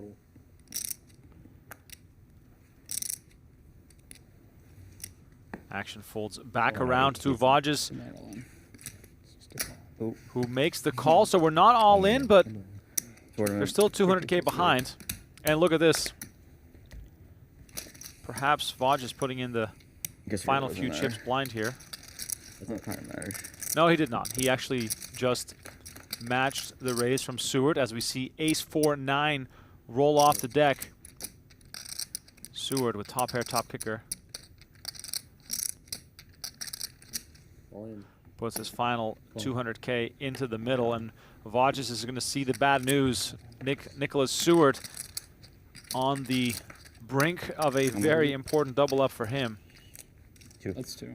Wearing the lucky sweater, looking to fade the 2 remaining sevens in the deck. Vodges, who is 3 for 3 and big all-ins in the last orbit or so. See, I changed the run out. Might finally be halted as the turn brings the 10 of hearts.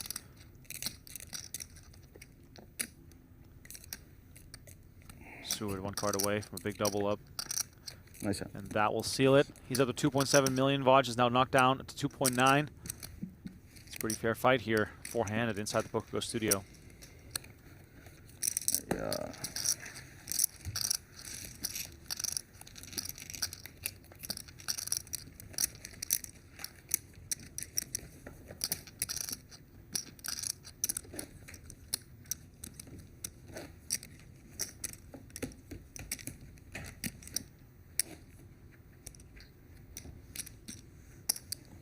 That's not 11.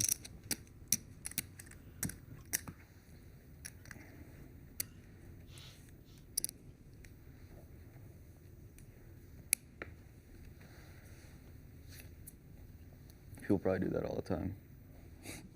That don't play tournaments. Kind of forgot it was on me. 10 seconds.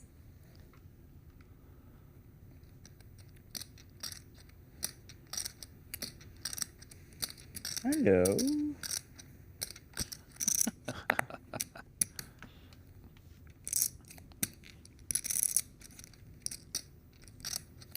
10 seconds. 400,000.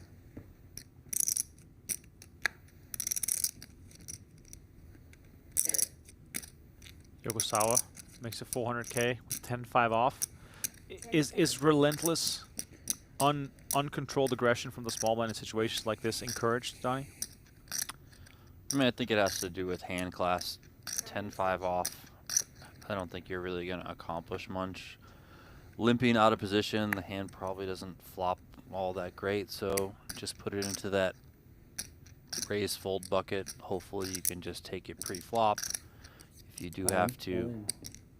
Wow, he just gets hit with the jam. He's going to have to fold. But, I mean, if you do get called, you know, you can obviously approach depending on the texture of the flop, but...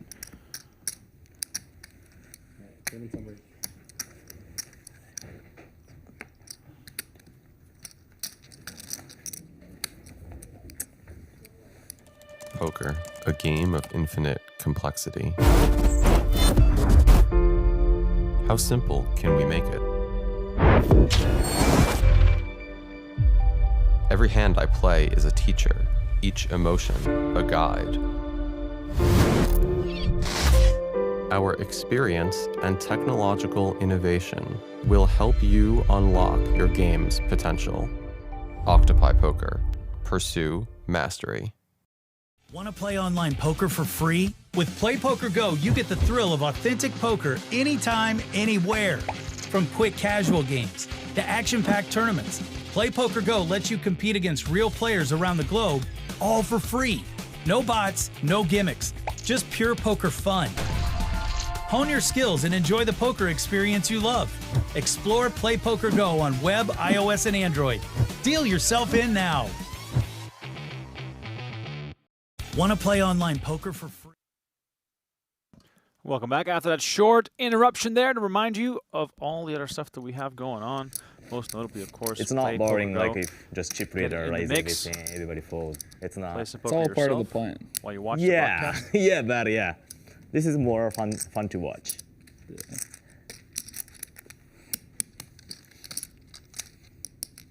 We gotta think more. Cards in the air.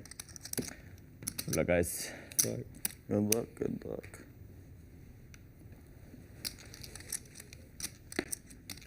All right, so blinds are up now. 100K, 200K. Price of poker will never stop going up here on the PGT. Otherwise, of course, we'll never see the end of it.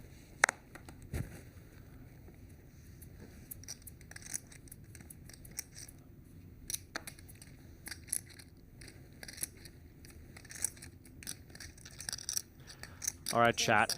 Let us know who you think is going to win this. I'll put a poll on YouTube as well. 500,000? 500,000. Feels like anyone could really run away with this one.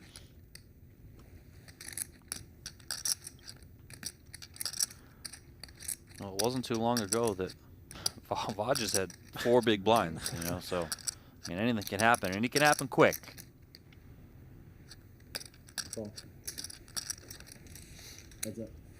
Start with 2.7, right? Mm-hmm.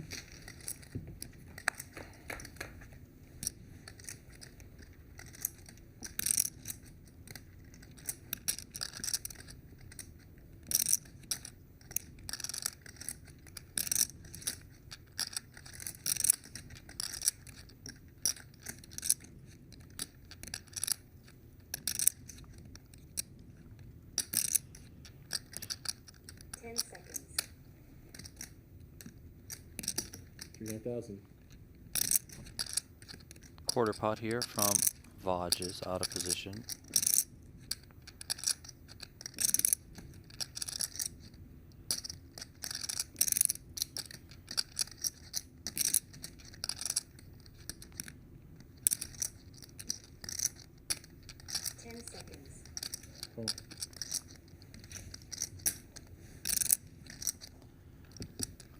Call from Seward. 4 of spades here on the turn.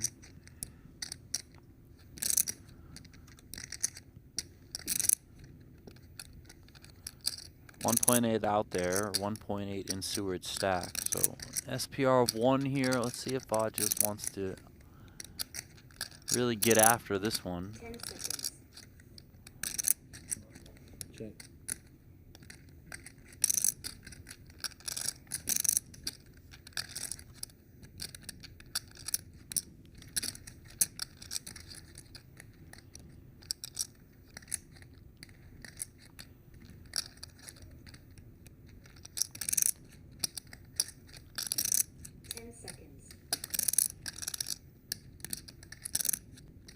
Check.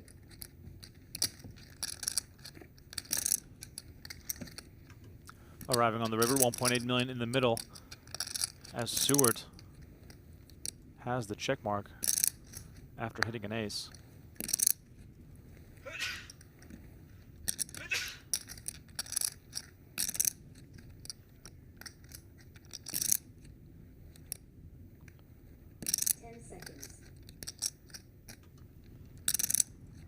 Vogdes perhaps contemplating something here after the turn went check check. Donnie, is he representing the hand Seward has?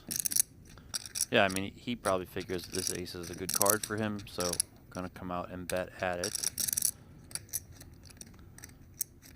I think we'll probably just see Seward come with a call here.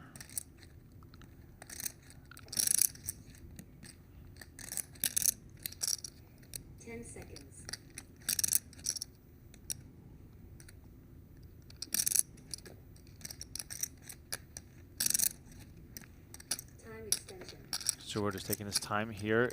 Do you think he's considering raising? Is that too thin?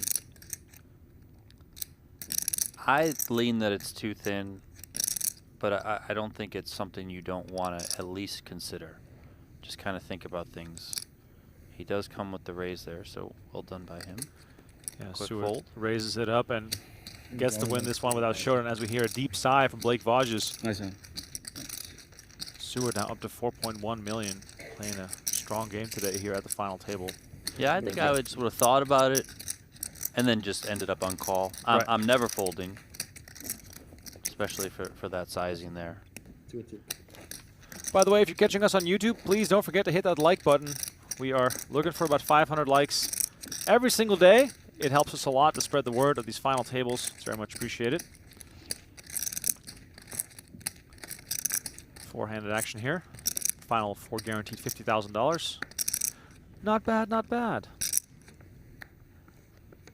Seward's up over 4 million after that pot, so surging quite nicely recently. Yokosawa, we see here with the King 5, still the chip leader. 10 seconds.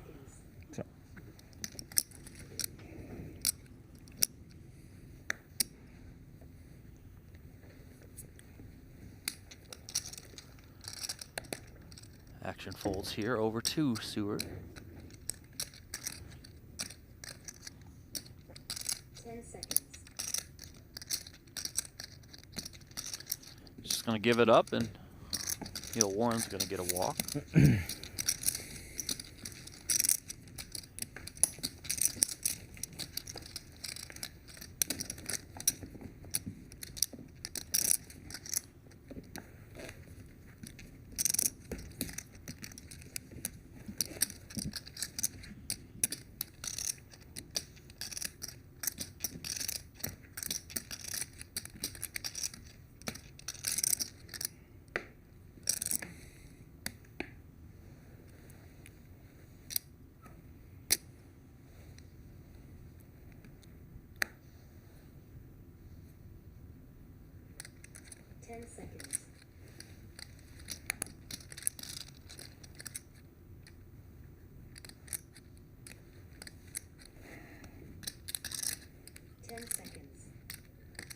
Hello.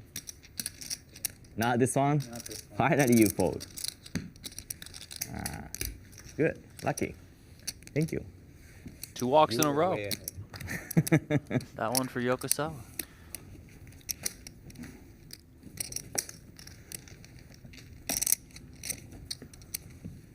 Players are playing 100,000, 200,000, so not the deepest here.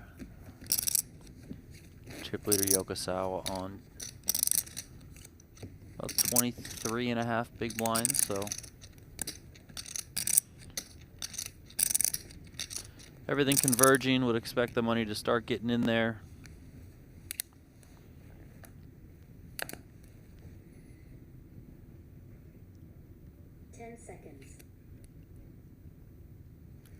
Seward almost seems to be the most locked in right now. Finally got a chip stack similar to those around him, with the experience of closing out some big final tables. Could almost say he might be the favorite right now.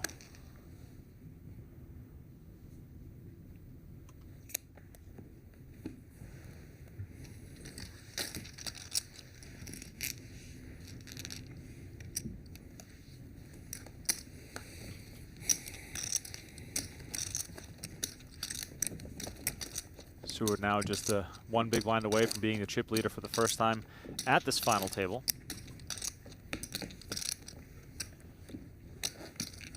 No Chinareem appearance just yet here, but if you want to follow along with his progress, he is playing in event number 4 on PGT.com. Live reporting is active right now. I'm going to stream that final table tomorrow, same time as always.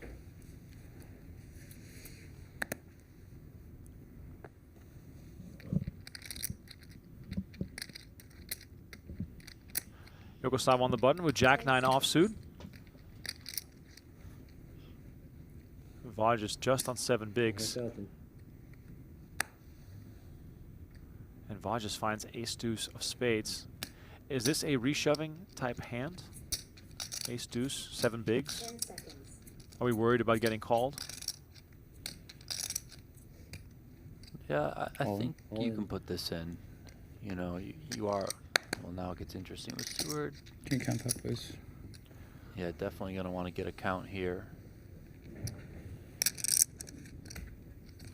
I mean, Yokosawa is definitely going to have some raise folds here from the button, of course. If you're Vogdes, having that ace obviously helps because you can block some stuff. You know, you can be ahead of the king queens of the world.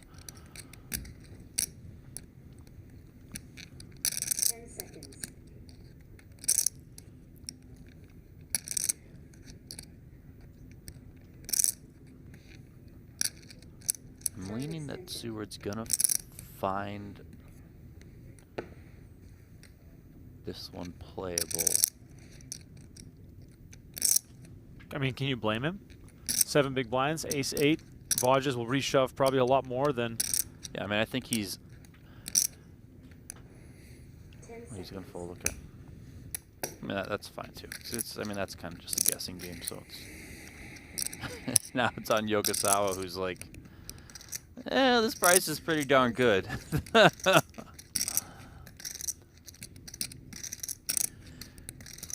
You want to take a shot, sir? Does not. And Vogdes will take that, you know, doesn't have to run the 5. It can just take the pot right there, climb up to 2.3 million. Certainly don't hate that.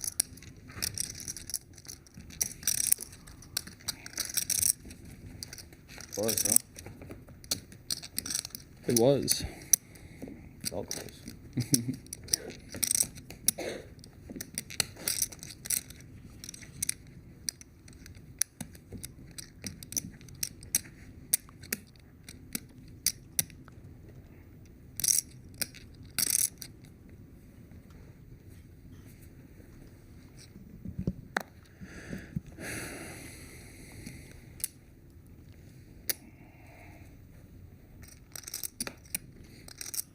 I'm not sure how long the delay is at this point and what information these players have, but if you think back to a little while ago when it was Yokosawa raising the button, and I believe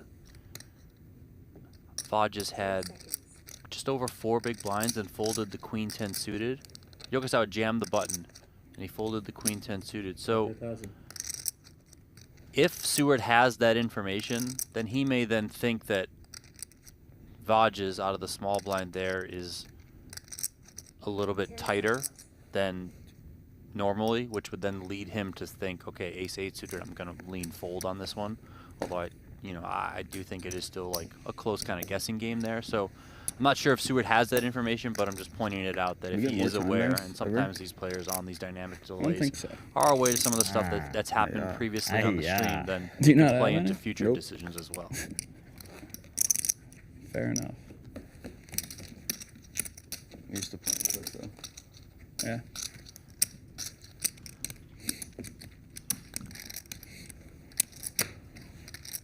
$11.5 bigs for Vodges. He's the current short stack. He's under the gun right here. Seward up on top and Yokosawa right behind him.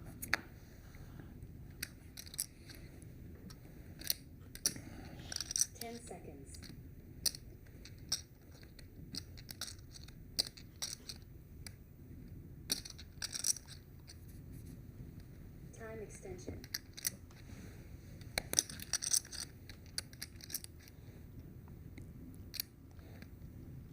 King 9 suited, looking very exciting here for Seward. Continuing to increase his stack with a hand like this, and he jams the button. Wow. I'm kind of surprised to see this. I mean, you kind of just hate raise folding it because it does pretty well, especially in position. I mean, you can just win it there so often. That king does, I've mentioned it before, you want to kind of favor these high card hands, or at least one high card hand that can yeah, I have block premiums from your opponent. So I have just under 5.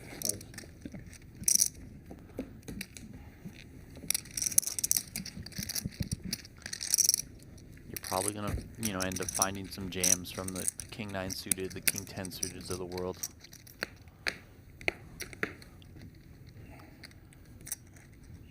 Another king 9 suited, this time spades. So. I mean, spades is a better suit than That's clubs, right, so his hands are getting stronger. On. And here he goes again. Seward not taking any hostages, just swinging for the fences. And with the blinds as big as they are, he's picking up a lot of chips here as Vodges looks down at ace-4 offsuit. And just 11 big blinds. I have 20 seconds. 2 seconds left. Time extension. Wait, even for... He's out of time banks. Yeah, if pre-flop's 20 seconds pre-flop. For an all-in situation, too? Yes. But if I ask for a count, it pauses it? Correct. Yeah. I should have asked for a count. Ask for the count the second he says all in. Yeah.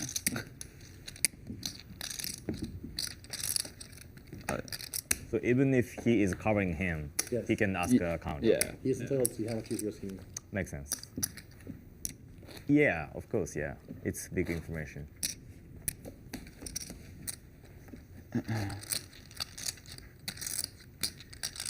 You maybe call? Vodges is out of time extensions right now, so I don't know I what believe the other players all have at least a few of them, but should be a good amount of them. Those are those little square silver plaques in front of the players next to their chips. Looks like everyone's got at least like 7 or 8, so everyone but Vodges that I know can benefit from a little additional thought. It's 20 seconds pre-flop. Time extensions are worth 30, so keep that in mind.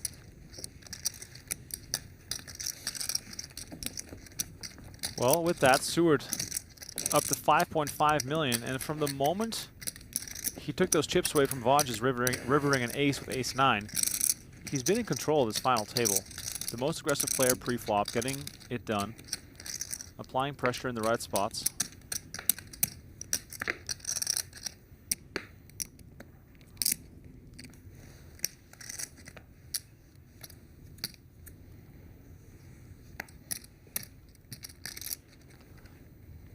9 big blinds, queen 10 suited. 10 seconds. All of it, sir. All in. All in. I was going to say, make sure you do it before the clock runs out. I heard that 10-second. I was like, is he going to act?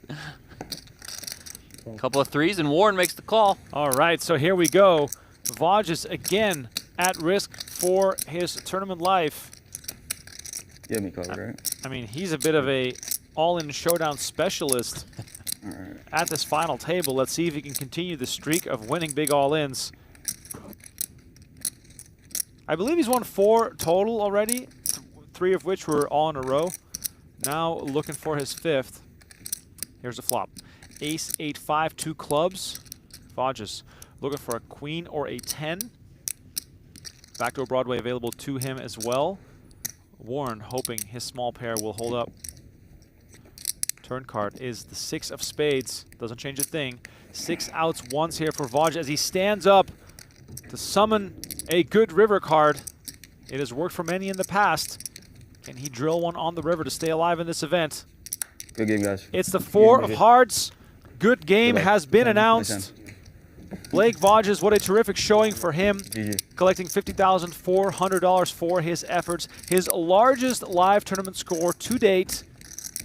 Must be a good trip to Las Vegas for him, as Vodges traveled here from New Jersey to play in the PGT Kickoff. And we take a new look at our leaderboard. Seward on top still. Neil Warren now jumping into 2nd place to 4.8 million. And Yokosawa now the short stack with 3.6. But this is as deep as the stacks have been for quite some time. It's good Yokosawa so the short stack on 18 big blinds. I began the first ever as a chip leader. Now I'm a smaller stack, and I win. Okay, all right. I'm gonna keep that in mind.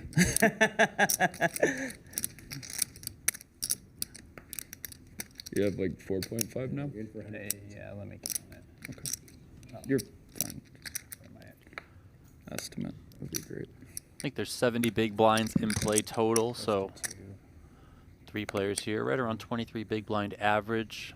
Seward's the chip leader on 27 big, so you know, roughly 5. not super deep overall, deeper than we have been, of course, but still would expect the chips to be flying here, especially with the hands we've been seeing at this final table. It seems like, you know, every 3rd or 4th hand is just kind of, you know, clash after clash. So.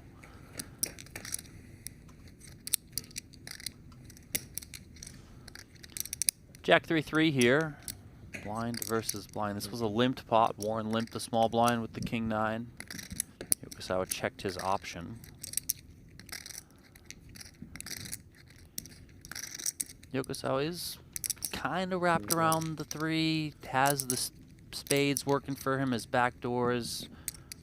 Probably has more 3s in his range, the way that this one played out pre-flop than Warren. So he's going to come with a bet here, minimum 200K. 3rd pot. 10 seconds. Could certainly see Warren coming along with king high. Could see him folding it. He does fold.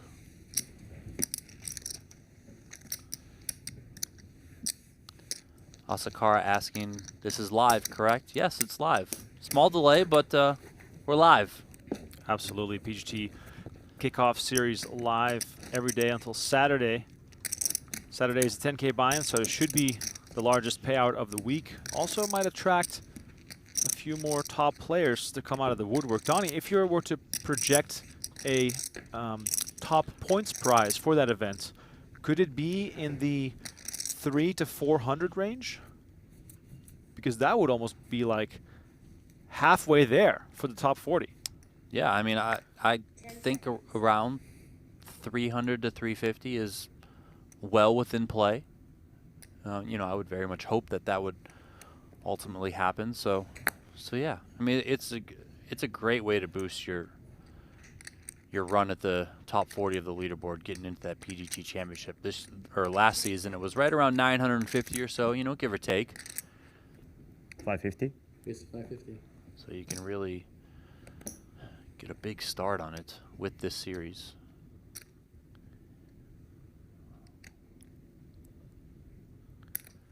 Lewis Henry asked, where's the big video board? Well, that's in the main studio room. We're in the secondary studio room. We got 2 options here throughout the year here on the PokerGO Tour. We bounce back and forth between what's going on.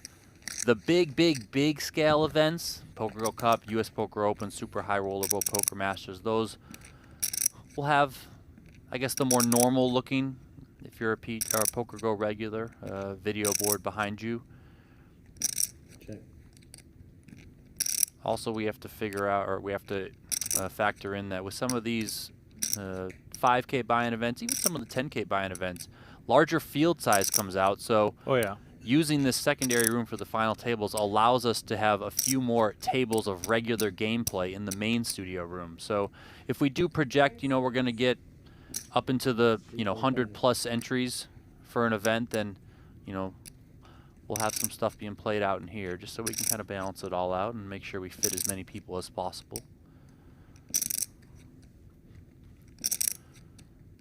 Yokosawa raised pre here. Seward called in position. Seward's going to stab here on the 7-6-5.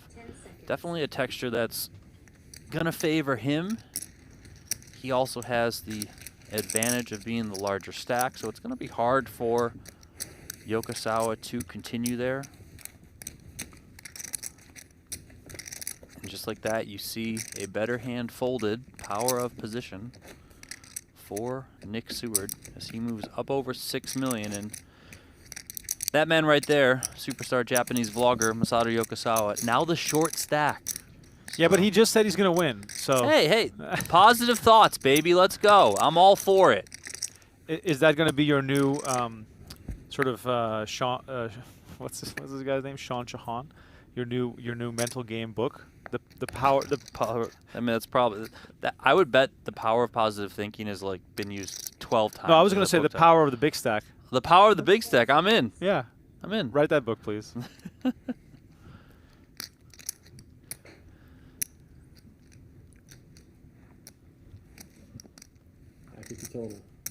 Seward going to raise here. 9-6 off from the small blind. Just going to attack Neil Warren's big blind.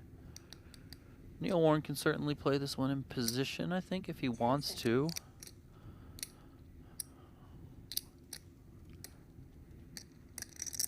He does. So here we go. And if you're Yokosawa over there, I just mentioned he's a short stack, you're kind of liking that these guys are going to go to battle a little bit. You're like, yeah, you know, go ahead. Play a 10 million chip pot or 8 million chip pot. Let's go, you know. Get all the money in. I'll get the pay jump. No big deal. Could spark some action here on the ace-9-6. 2 pair for Seward. It is a monotone texture. Middle pair for Warren.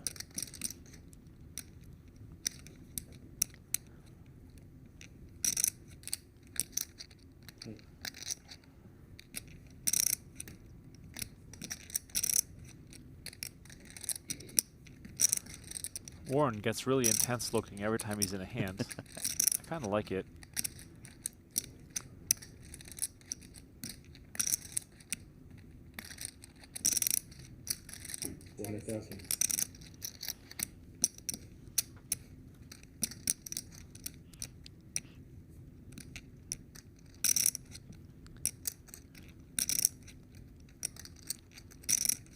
Like right around 30% pot, I think, from Warren here.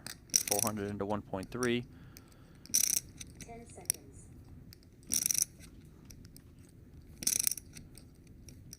1.15. It's still 1,100,000 total.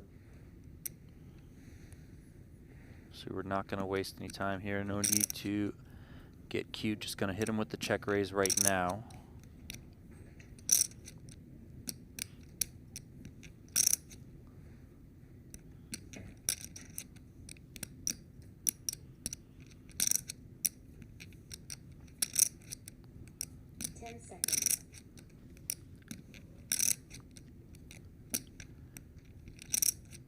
A lot of pressure here being put on Warren with that second pair. Doesn't have a heart in his hand either.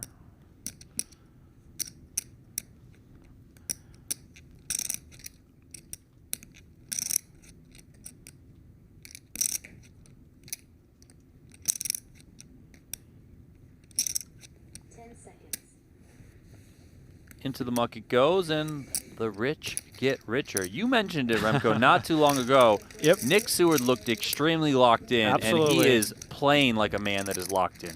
Yep. Seward also not really part of any table chatter, just focused on the task at hand, and so far he is getting it done, increasing the gap between him and his two opponents. Donnie, when you're in a situation like this, it's sort of the dream, right? You're three-handed, you have the lead, and your opponents have similar stacks, meaning that they are sort of looking at each other most likely.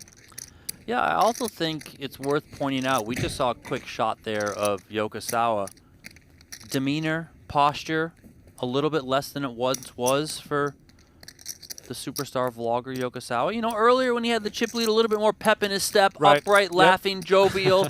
Here, kind of like, down on the dumps in a way. You know, I mean, I know he did say not too long ago that he was still going to win, yes, but it kind of feels like it's starting to get away from you when your stack's going one way, Nick Seward's stack is going the other way. He looks as locked in as he is, and it's almost like at some point, like, is it no longer my day? Is it no longer my tournament? It's all going this guy's way. So someone in the chat asked, why was Seward the one to draw a card before the level ends? Donnie, how is that decided? that I do not know. I'm assuming it's probably just like a different player does it at each time. Maybe it's the chip leader. I don't exactly know who does it. But yeah. Seward here, applying pressure on the button. King 8 off. Warren going through the decision here with ace deuce off. Now shoots a look over at Seward.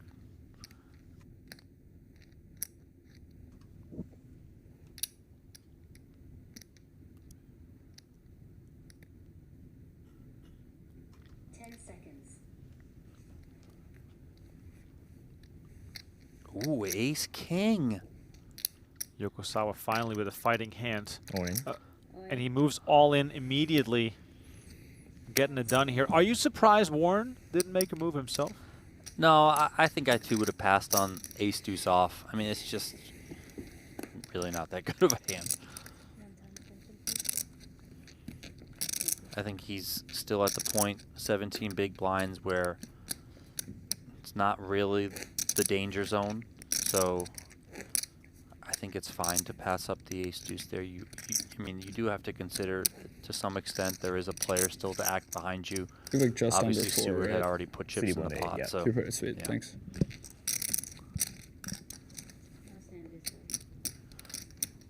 Oreo Ninja said, "Thank you to you." PokerGO. Yeah, we were just clarifying that when you see them draw a card towards the end of the level, it is to determine how many hands are left in the current level, which of course then prevents any stalling from happening, ensuring a nice game flow. And we are about to see the blinds go up again, so the price of poker continues to go up. It's going to get pretty intense as far as all-in shoves go. And Yokosawa here, Donnie, again considering a shove, maybe 20 bigs? Yeah, I think he's considering. There it is. Yokosawa comes with the shove. And Seward with ace-7. Oh, boy. Yep, this is a very interesting situation. Suited, I think he finds a call. That said, I thought he was going to find a call earlier with the ace-8 suited, and he ended up folding it. But, I mean, here, three-handed, blind versus blind. Okay. Yeah. And the call has been made. We have the biggest pot of the day. Yokosawa's tournament life on the line with ace-4. I'll be fine with the chop too. Nick Seward looking at ace-7 and a chance to be heads up with a monster chip lead. Now, they've already hinted at it. There is a decent chance this ends up in a chop. So let's see what the flop brings and whether we'll have a nice sweat going to the turn and river. Here's the first three. 9-6 deuce rolls off. Yokosawa looking for a 4 to double up or some big cards to keep the chop options alive. Board To pairs, chop? of course, work in his favor too. Lots of nines when you use No. Turn card is the That's one. deuce of spades. that makes a chop more likely. 9 or 6. Let's see if the Japanese superstar can escape elimination here during three-handed play.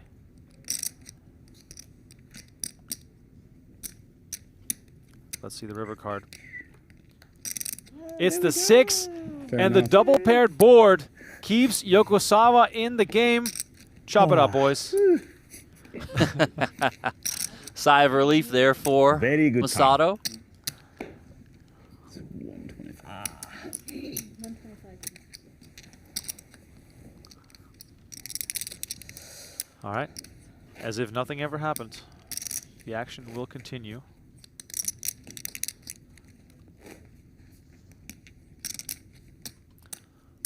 Blinds going up to 125, 250.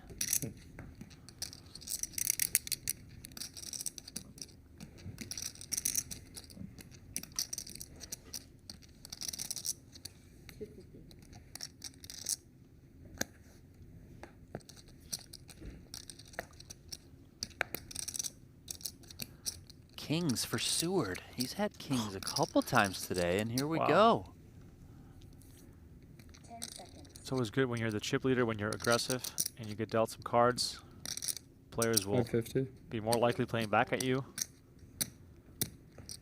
Neil Warren has shut things down a little bit as of late.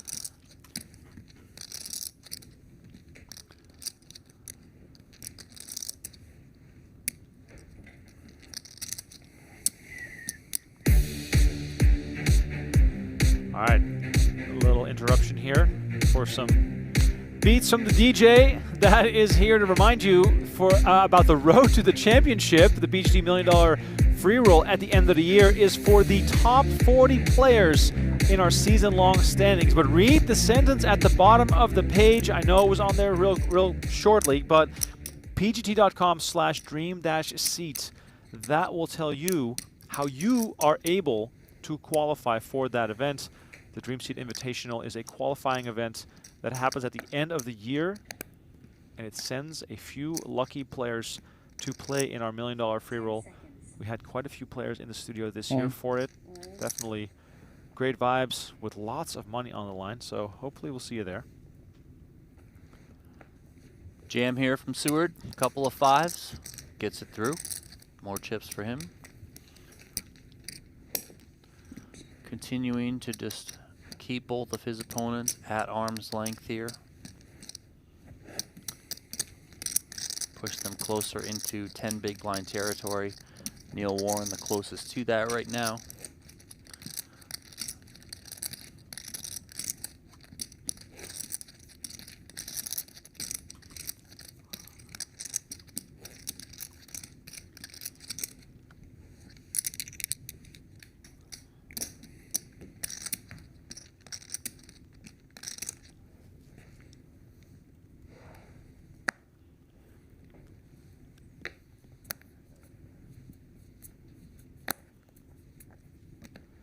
Warren again, not with the playable hand. He's just going to use some patience, which of course is also important in the game of poker. Good hand? Pretty one. Pretty. Seward did have 8 cashes on the PGT last season, finished with, I think it was 480 points, give or take a couple if I'm off there. But, you know, he was in the studio quite a bit, playing, battling. You know, had a couple runs, but no wins. Could see him getting a win right here. Of course, this win would come with not only the $143,000 up top, but just over 280 PGT leaderboard points, which is a nice little start to your season as you're trying to get to what we project as right around 950 to 1,000 to ultimately qualify for the $1 Million championship at the end of the rainbow. I mean, isn't it funny how in my brain I'm thinking it'd be so good if Yokosawa wins this, because that might encourage him to play more PGT events, and that in turn might bring more Japanese players with some familiarity with the PGT, and maybe they'll end up becoming players as well. I mean, it sounds a bit selfish, but ultimately Yokosawa doing well is kind of good for the game. Yeah, no, I totally agree. Seward here with the monster hand again. This is the third. Oh! Warren sees his patience rewarded as he jams ace-king, gets the snap call from Seward, and 5.4 million in the middle. Seward about to lose his chip lead by a hair if Warren's ace-king holds up here. I was gonna say, I think this is the third rotation when Seward has raised the small blind against Warren's big blind. All right, Warren looking really good for a double up here. No hearts in play as we see Jack 3-9 roll off the deck. 80% to win this one. Neil Warren is. Warren already looking at his largest tournament cash to date with whatever finish he gets in this event. As the jack on the turn opens some chop possibilities, Warren almost can't bear to look. It's always a sweat. But the 4 of clubs on the river keeps his ace-king out in front, and he is now our new chip leader, Neil Warren from Sacramento, California, currently living in Las Vegas. Easy come, easy go. Wow, big hand. About a third of Seward's stack there. Those were some powerful ones. Going over to Neil Warren. Seward still very healthy though, just behind Warren on the leaderboard. Just under 5.3 million for him. Yokosawa still the short stack here. But that man right there, new chip leader, Neil Warren.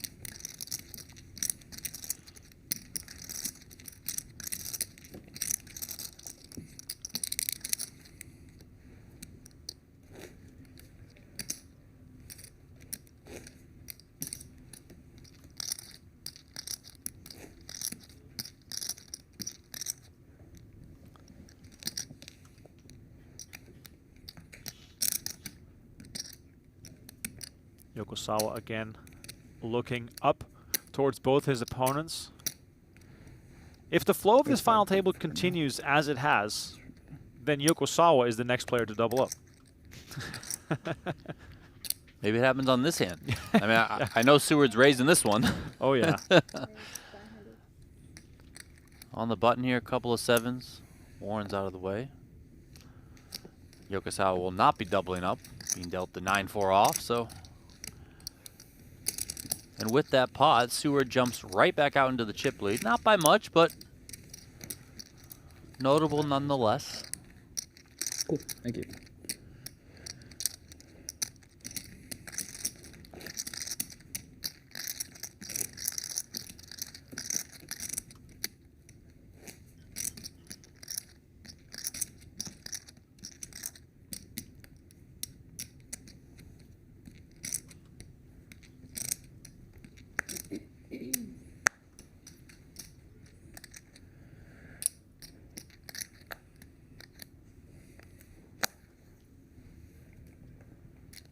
Also kind of a pretty one.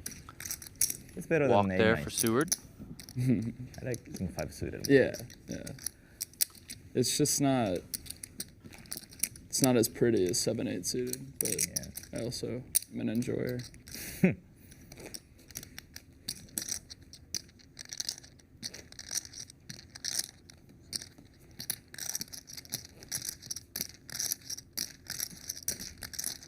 Seward up over 6 million still. Yokosawa slowly sliding down to the 10 big blind mark.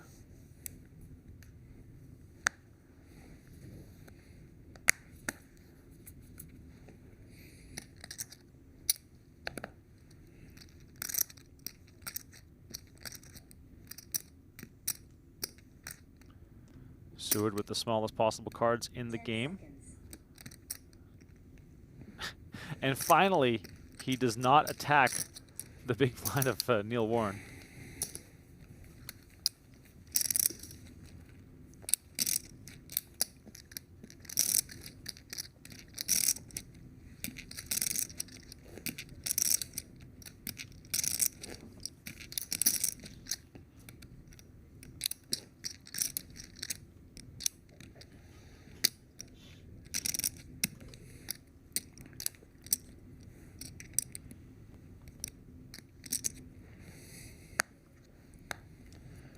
Shout out to those in the chat with us on YouTube and PokerGO.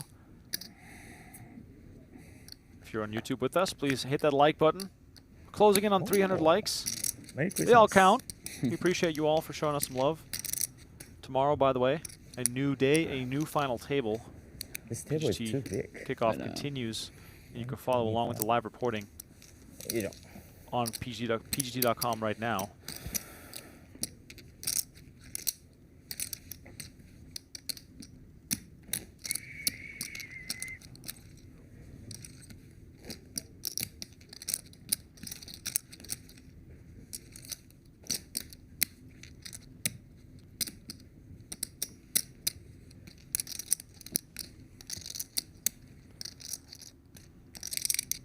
Neil Warren looking for his first big live tournament win.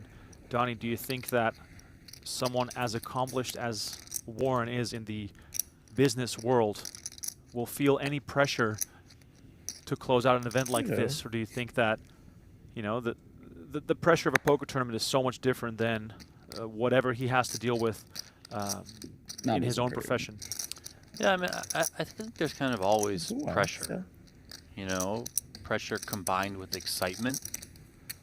Yeah, maybe he's not a professional poker player, but I wouldn't doubt that Neil Warren is a competitive individual who very much wants to win this. And when you find yourself three-handed in a poker tournament, also add in the fact that he just got a big double up, he's right there to win this thing. Yeah, I think you feel some pressure. We're all human at the end of the day, right? I don't think he wouldn't be here. He wouldn't be here if he didn't want to win, you know? So absolutely. And with that, you know, comes some pressure. Now, is the pressure going to affect him? Nothing tells me that it will. Right. But you still, at the end of the day, you're like, yeah, this is why I show up. This is why I do this. This is why I play poker tournaments. Whether it's, you know, more of a hobby versus, you know, professional. But yeah, see Yokosawa here gets his money in and gets the shove through. These shoves become ever more important to get through just to maintain the stack. I mean, three-handed play, it really is so expensive. Yeah, I mean, it just eats at you, you know, 2 rotations without playing a hand, without pulling any chips in. I mean, it can be a struggle, especially if you're in Yokosawa's position where you're the shortest stack of the players remaining. Everything's just coming around so quick. How much are you playing approximately? 12 bigs, so 3 million.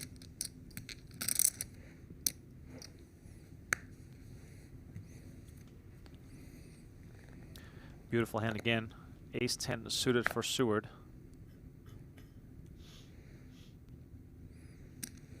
10 seconds. 500.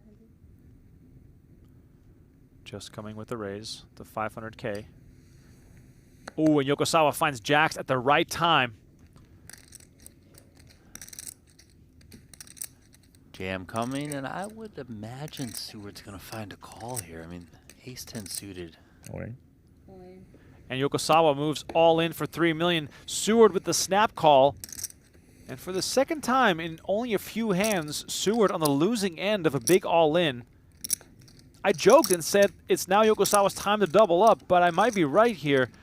If the jacks hold up, Yokosawa would be our new chip leader. Not this one. Yokosawa not looking for a chop. I mean, last time Seward said he would be fine with a chop. I mean, Yokosawa's not repaying the favor. All right, here comes the flop. It brings out a 10, pairing Seward, giving him a few more outs here. 1 to be exact, as the 10 of spades has already been folded by Warren. So Seward looking for an ace or a 10 to send Yokosawa to the rail. Board brings a 9 on the turn. Very clean for Yokosawa, who is 89% to double up here and have a stack worth 6.5 million. River card is the 8 of spades. The jacks hold up, and Yokosawa is now our new chip leader as Nicholas Seward doubles up both Warren and Yokosawa in the span of just a few hands. Yeah. And he's back at the bottom. A couple of coolers for Seward that He wasn't on the right end of first that ace-queen suited into the ace-king of Warren. And now here, the ace-10 suited into the jacks of Yokosawa. So It's 3. No, 3,050,000. Okay. Not 3.5. Okay. Discount. the chips are flying around the table. 1, 2. Yeah, 3,050,000. Yes. You said a 3.5. Those are 4 stack. Did I say that? Yeah.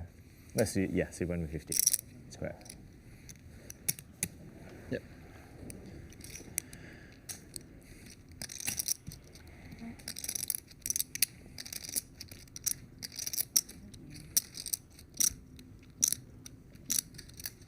All right, so with Yokosawa on top, dynamics Up some 20, 25 shots. It's too much. dynamics shifting quite a bit.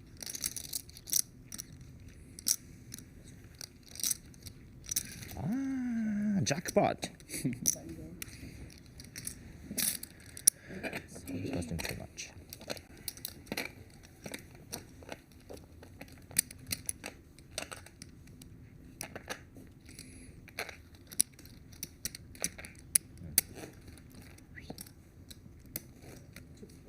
Yep.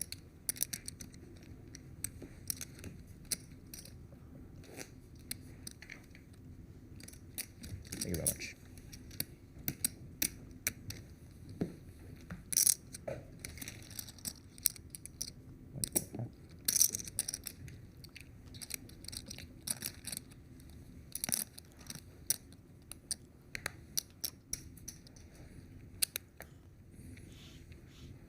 What you playing with? 2.5 back, or 2.4. Okay. And then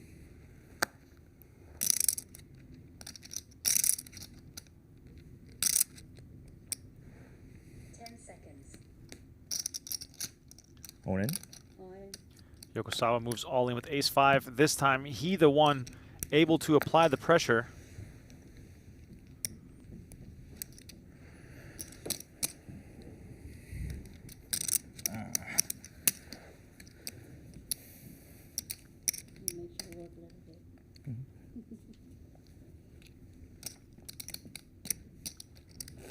As it stands right now, Yokosawa the favorite to win this tournament, probably much to the pleasure of his fans and followers, many of which I see in the chat. I can't wait to watch the vlog on this one, Donnie.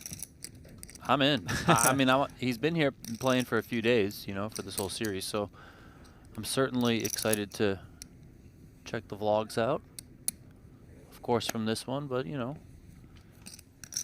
also everything in general. I do like that, you know, Yokosawa takes more of a lifestyle approach to his poker is vlogs, so much more fun. so than kind of heavy with the hand history, stuff like that. That's just, it's more my jam, you know, so.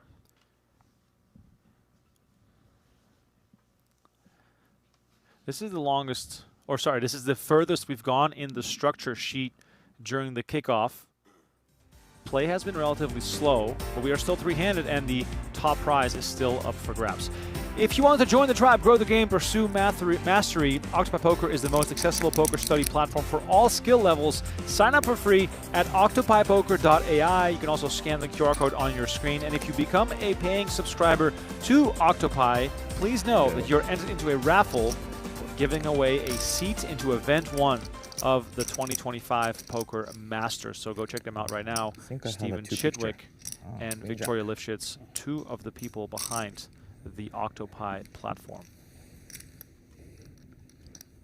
Yokosawa continues to trend in the right direction after winning the blinds and antes again. He is now sitting on 7 million. Seward down below 10 big blinds.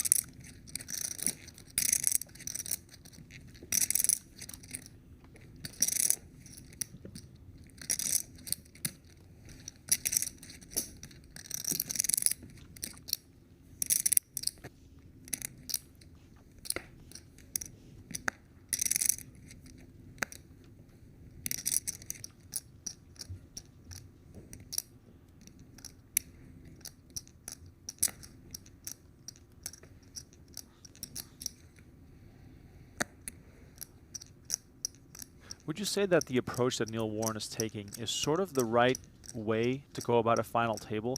Just practice patience, wait for those hands to come to you, and not really be bothered by whatever external dynamics are going on at the final table. It's not a good sign. I won't answer that right now because we got an all-in. We do have an all-in. Okay, here we go. I just thought the king deuce was a good time to get talking, but of course it is not. Yokosawa makes an aggressive move, and that lands Seward with all of his chips in the middle here. Tournament life on the line, holding ace-4 of spades. Yokosawa with king deuce, still a 33% to reduce this field down to heads-up play, and the king on the flop will make that a whole lot more likely, as Nicholas Seward is now chasing an ace to remain alive in this event. Turn card brings the 5 of hearts. No hearts in play for either player. It is very cut and dry. Nicholas Seward needs an ace to survive, or else we will be heads up between Yokosawa and Neil Warren. Seward, can he find an ace? He can find an ace. No. Oh my God. I would have said yes. From space, baby. Saved by the river. Barry Greenstein, where are you at? Yeah. Wow. Did not see that coming. We haven't had a major suck out like that, if you will. Man, look at these stacks now. Oh, wow, yeah. Just chop it 3 ways, go home, boys. They're all right there. I mean, out of nowhere, that ace, bringing Nick Seward back from the dead, right back into this thing.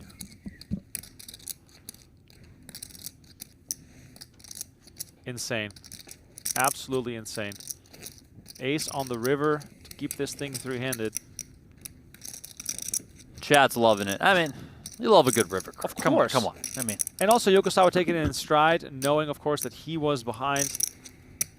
The king, of course, would have been a lucky way to escape there, but ultimately, Seward remains alive.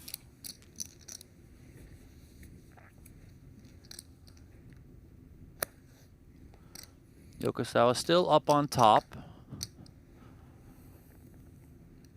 Just over 20 bigs for him as the chip leader. And Seward here has an ace-3 off from the small blind. On. There's the jam. This will get through. 10-3 suited. No, sir.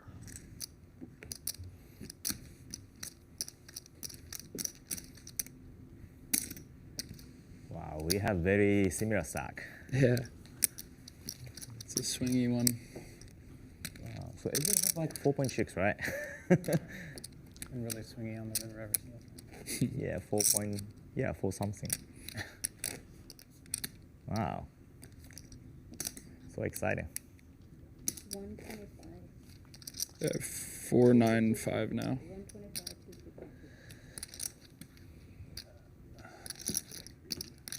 Yeah.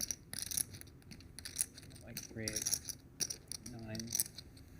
4.9, 4.7. Okay. So we have like the same stack. yeah, 4 million. Ah, interesting. Hello. Good sign. Good news. Ah, okay. One of these days.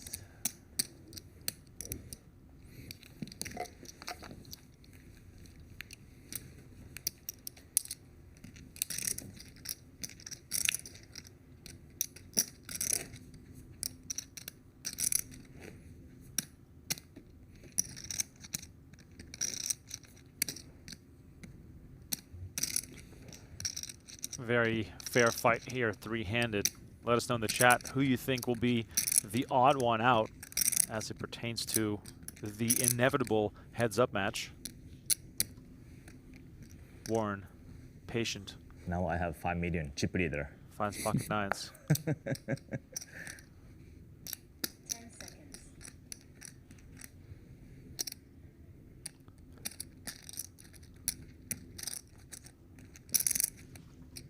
Time extension. 2 million. Oh, look at this. Warren just going for the most aggressive approach. That'll get it done.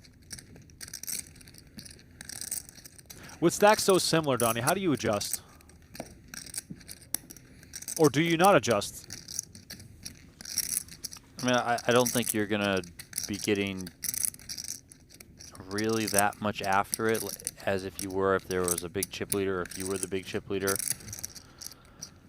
But also, like, worth mentioning that no one's in the danger zone. I mean, I know no one's also, like, very deep, but you got to just kind of tread cautiously.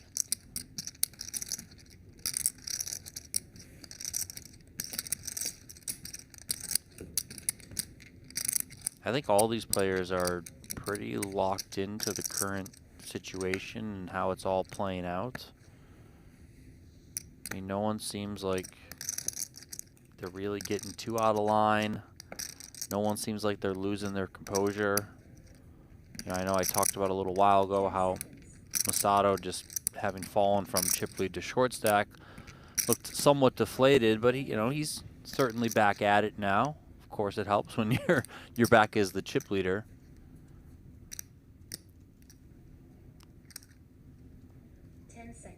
Let's see if Seward takes this spot. No, he's not going to. Jack-10 off in the muck. King 4 suited for Warren in the big. He defends, so. Good sign. Yeah, King 4 suited versus Queen 4 suited. That's hard to beat. A couple of spades come out there on the flop, favoring Warren, of course.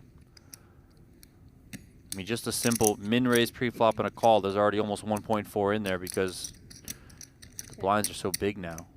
125, 250. Warren starts this with a check.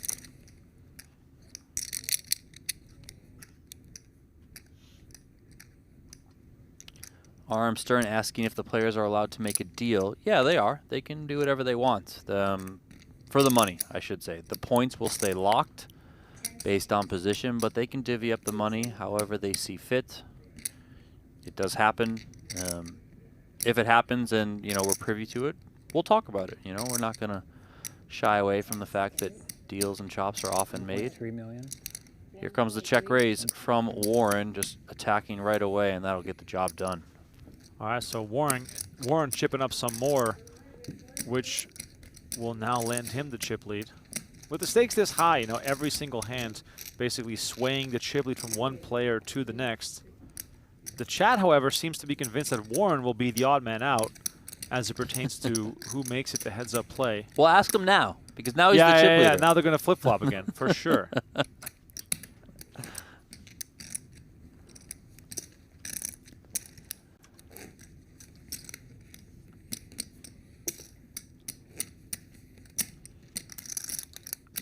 GSoft 2017 over on PokerGO said, I think Warren will win. Oh, okay. And that was before, so that's not a new thing. Not overly biased.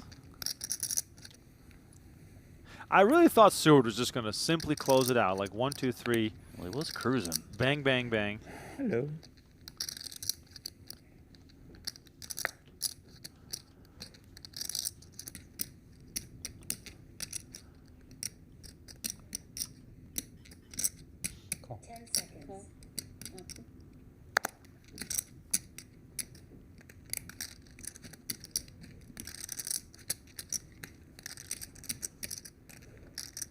Yokosawa finds pocket sevens after Warren limped in on his big blinds. All in. And Yokosawa pulls the trigger, moving all in. Warren with the raised eyebrow, hoping he had a bigger and more suited king.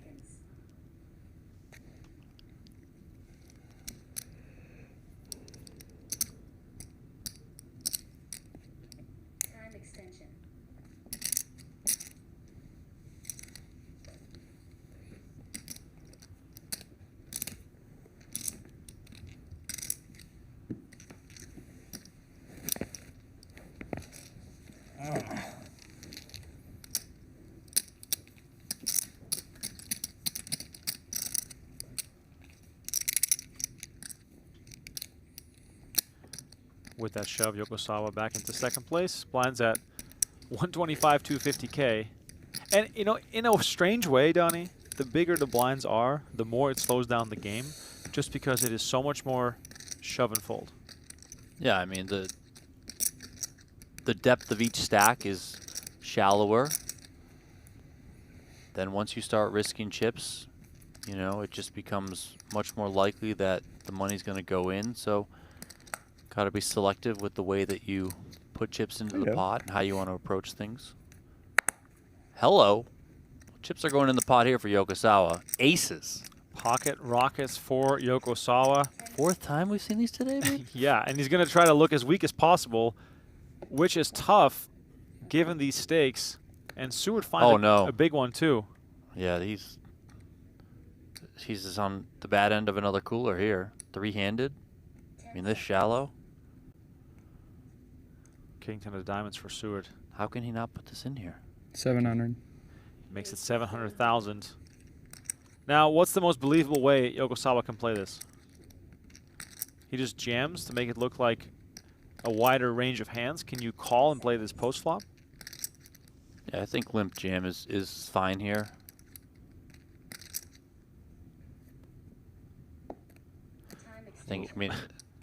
I wouldn't rule it out that he wants to remain tricky and limp call. You know, maybe you just don't want to ultimately put yourself in jeopardy there of things going your way or not going your way post flop. Could come with not all in here. 10 seconds. If you want to go on the smaller sizing, he is going to just call. So. Oh boy! So what range? Trappy. What range does Seward now think Yokosawa has here? What do you do this with, given the shallow stack sizes? I think kind of like those middling type of hands that you may not want to raise out of position. Oh, this is just a horrible flop for Seward. Oh my God! Also the diamond there. I mean, ay. Seward thinking to himself, "This is the way." And if you're Seward, right, like, let's say a hand like, I don't know, a 10-8 suited, a 10-9 suited, could certainly be something that I think Yokosawa could play this way. You know, you limp, you try and play a flop a little bit cheaper. If you do raise, I think you have enough that you can continue with a call, even though it is out of position. I think that that's probably fine. So Seward could think here, like, there's going to be opportunities where he's just coolering his opponent. Absolutely. Absolutely, that's what he's thinking. And in this specific scenario right now, Seward betting with a lot of confidence. Action back on Yokosawa. I mean, Yokosawa's in a good spot where, you know, going back to his approach pre-flop, he can just continue to do just this, just call. Just make sure you keep all the bluffs in, should Seward have hands that don't have much equity at all. We can obviously see that, you know, Seward has a hand that he's probably just going to try and take to Value Town, but he's behind here. This is a great card here for Yokosawa. I mean, best case scenario for the Japanese superstar. Finding aces at the right time while his opponent finds a really strong holding 3-handed as well. Seward, right now, probably trying to piece together what could Yokosawa have here, Donnie? Like, at a certain point, you're going to have to start to worry here, given how shallow the stacks are. Is Yokosawa going to have 9s, 8s, 7s, those types of hands? I don't think he has a lot of 9s, 8s, and 7s. I think there can be some ace-x hands if Yokosawa wants to play those slow. But then again, even going back to pre-flop, maybe he just jams those types of hands. I would lean that it's most likely he's got a 10, even though it's hard because you block a 10. I mean, to me, Yokosawa looks insanely strong right now. Maybe a 4-5 suited, right? Like, I think that's could be in there. Even like a 5-6 suited, which had the gutter on the flop, and then if it's like 5-6 of clubs, for example, has the back doors now. 5 of spades completes the board. 4 million in the middle. Yokosawa does have Seward covered.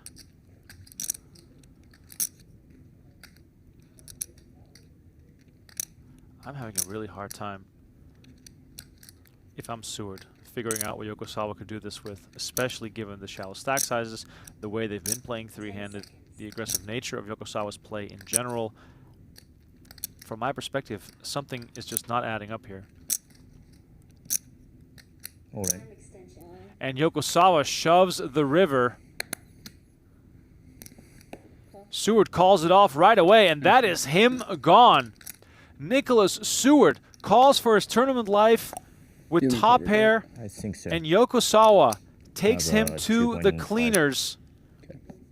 Nicholas Seward's collecting $64,400, and Masato Yokosawa will go heads up against Neil Warren as both players are in search of their first live win here in Las Vegas. We'll be right back after a short commercial for heads-up action here from Las Vegas. Have a 5-minute break.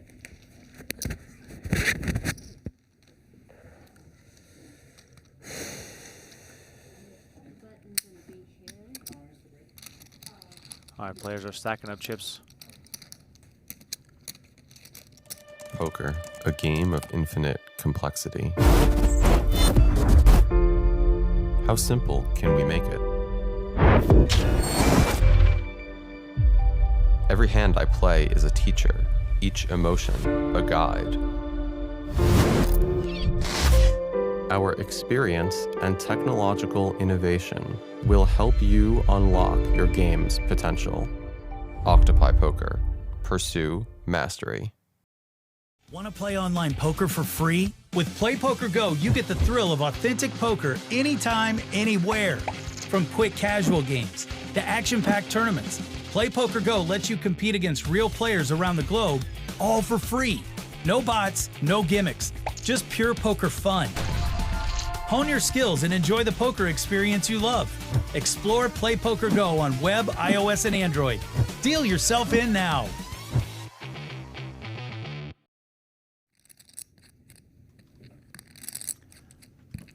All right, back inside the PokerGO Studio. It is Yokosawa versus Warren. 34 big blinds versus 21 big blinds. A huge spot for both players. Neil Warren, a business professional with a degree from Harvard and University of California, Berkeley. So a well-studied man in his own right, while Yokosawa is bringing poker to the masses in Japan. The owner of a YouTube channel with nearly 1 million subscribers. His vlogs generally get about 1 million views whenever he puts one out. So two contrasting players with different stories in the game of poker, but one of their stories will get a very nice chapter added to that today as they look to win this event at the kickoff, reach deep into the bag, take home $142,000 and a bunch of points in the race for the championship.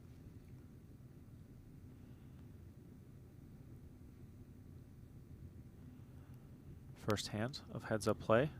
Yokosawa with Queen 9. That's 400. Well ahead against Warren, who decides to bet to pick this one up.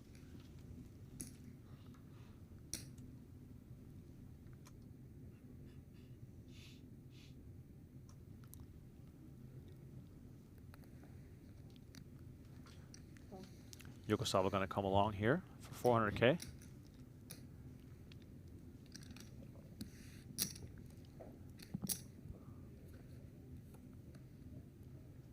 Turn pairs the board. Is this a card Warren can continue betting on, representing his range connecting with that flop? It's a pretty static card. I think it'd probably be hard to continue here. I think Yokosawa could have some fours. I mean, it is heads up, so even bottom pair, I think your opponent can continue with, but this man looks like he's going to bet. I mean, at least he looked at his chips. 10 seconds. 800. And Warren doubling down in the most natural way possible, betting 800,000 up from his 400K bet on the flop. Yokosawa in the tank.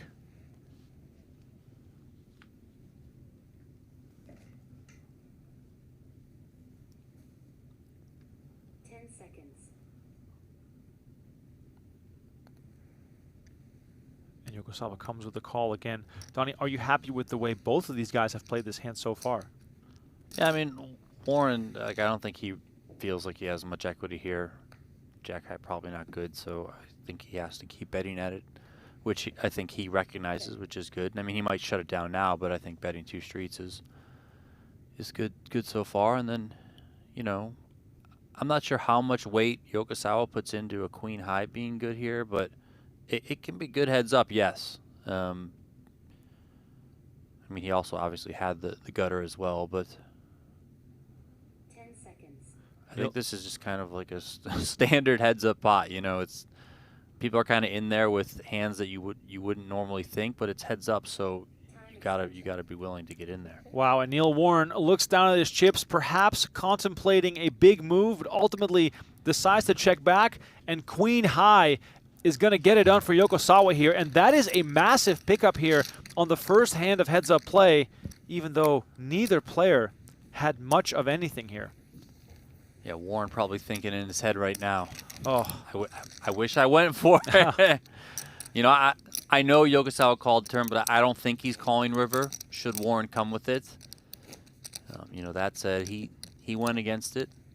Look at him. I think that facial expression right there tells you, like, I should have just kept going. Should have just kept going. I feel like his instinct was to bet at it because he immediately looked at his stack as soon as the action was on him on the river, but then decided, I don't want to go out this way in case Yokosawa is just going to call me down with the king. Yeah, I mean, he's blocking a queen-jack, which you kind of want your opponent to have, you know, chasing a straight. So, and then also thinking my opponent called on what might be deemed as a static card on the turn with the board pairing, so is he then going to fold the river? That said, you know, you're also sitting there with jack high, and you're like what am I going to do? So that's the argument for bluffing. I got nothing here. I should just probably go for it, but I mean, listen, it's not easy to pull the trigger. Oh, absolutely. And Yokosawa now, with the commanding chip lead, is going to do what he's been doing, and that is apply pressure, sticking to the plan that he spoke about earlier at this final table. The game of poker becomes a bit simplified once you have this larger lead. Warren now on the button first to act. Let's see if he can find a hand to shove with. An A6, definitely a qualifier. Yeah, A6 could be good enough. He's so shallow now with these blinds so big. And he moves all in with A6, and Yokosawa finds ace-deuce suited, and he's going to make the call here. Warren in a situation that might give him a double up. We could be back to even here. Chop, of course, very likely here with two smaller aces going head-to-head. Yokosawa hoping for some clubs to potentially close this out here, as Neil Warren finds his tournament life on the line with the bigger ace. Masato Yokosawa seeking his first PokerGO title, and the deuce appears on the flop. Yokosawa grabs the lead, and Warren looks defeated. He needs a 6 or a 3, or his day will be done, and he'll bust out in second place.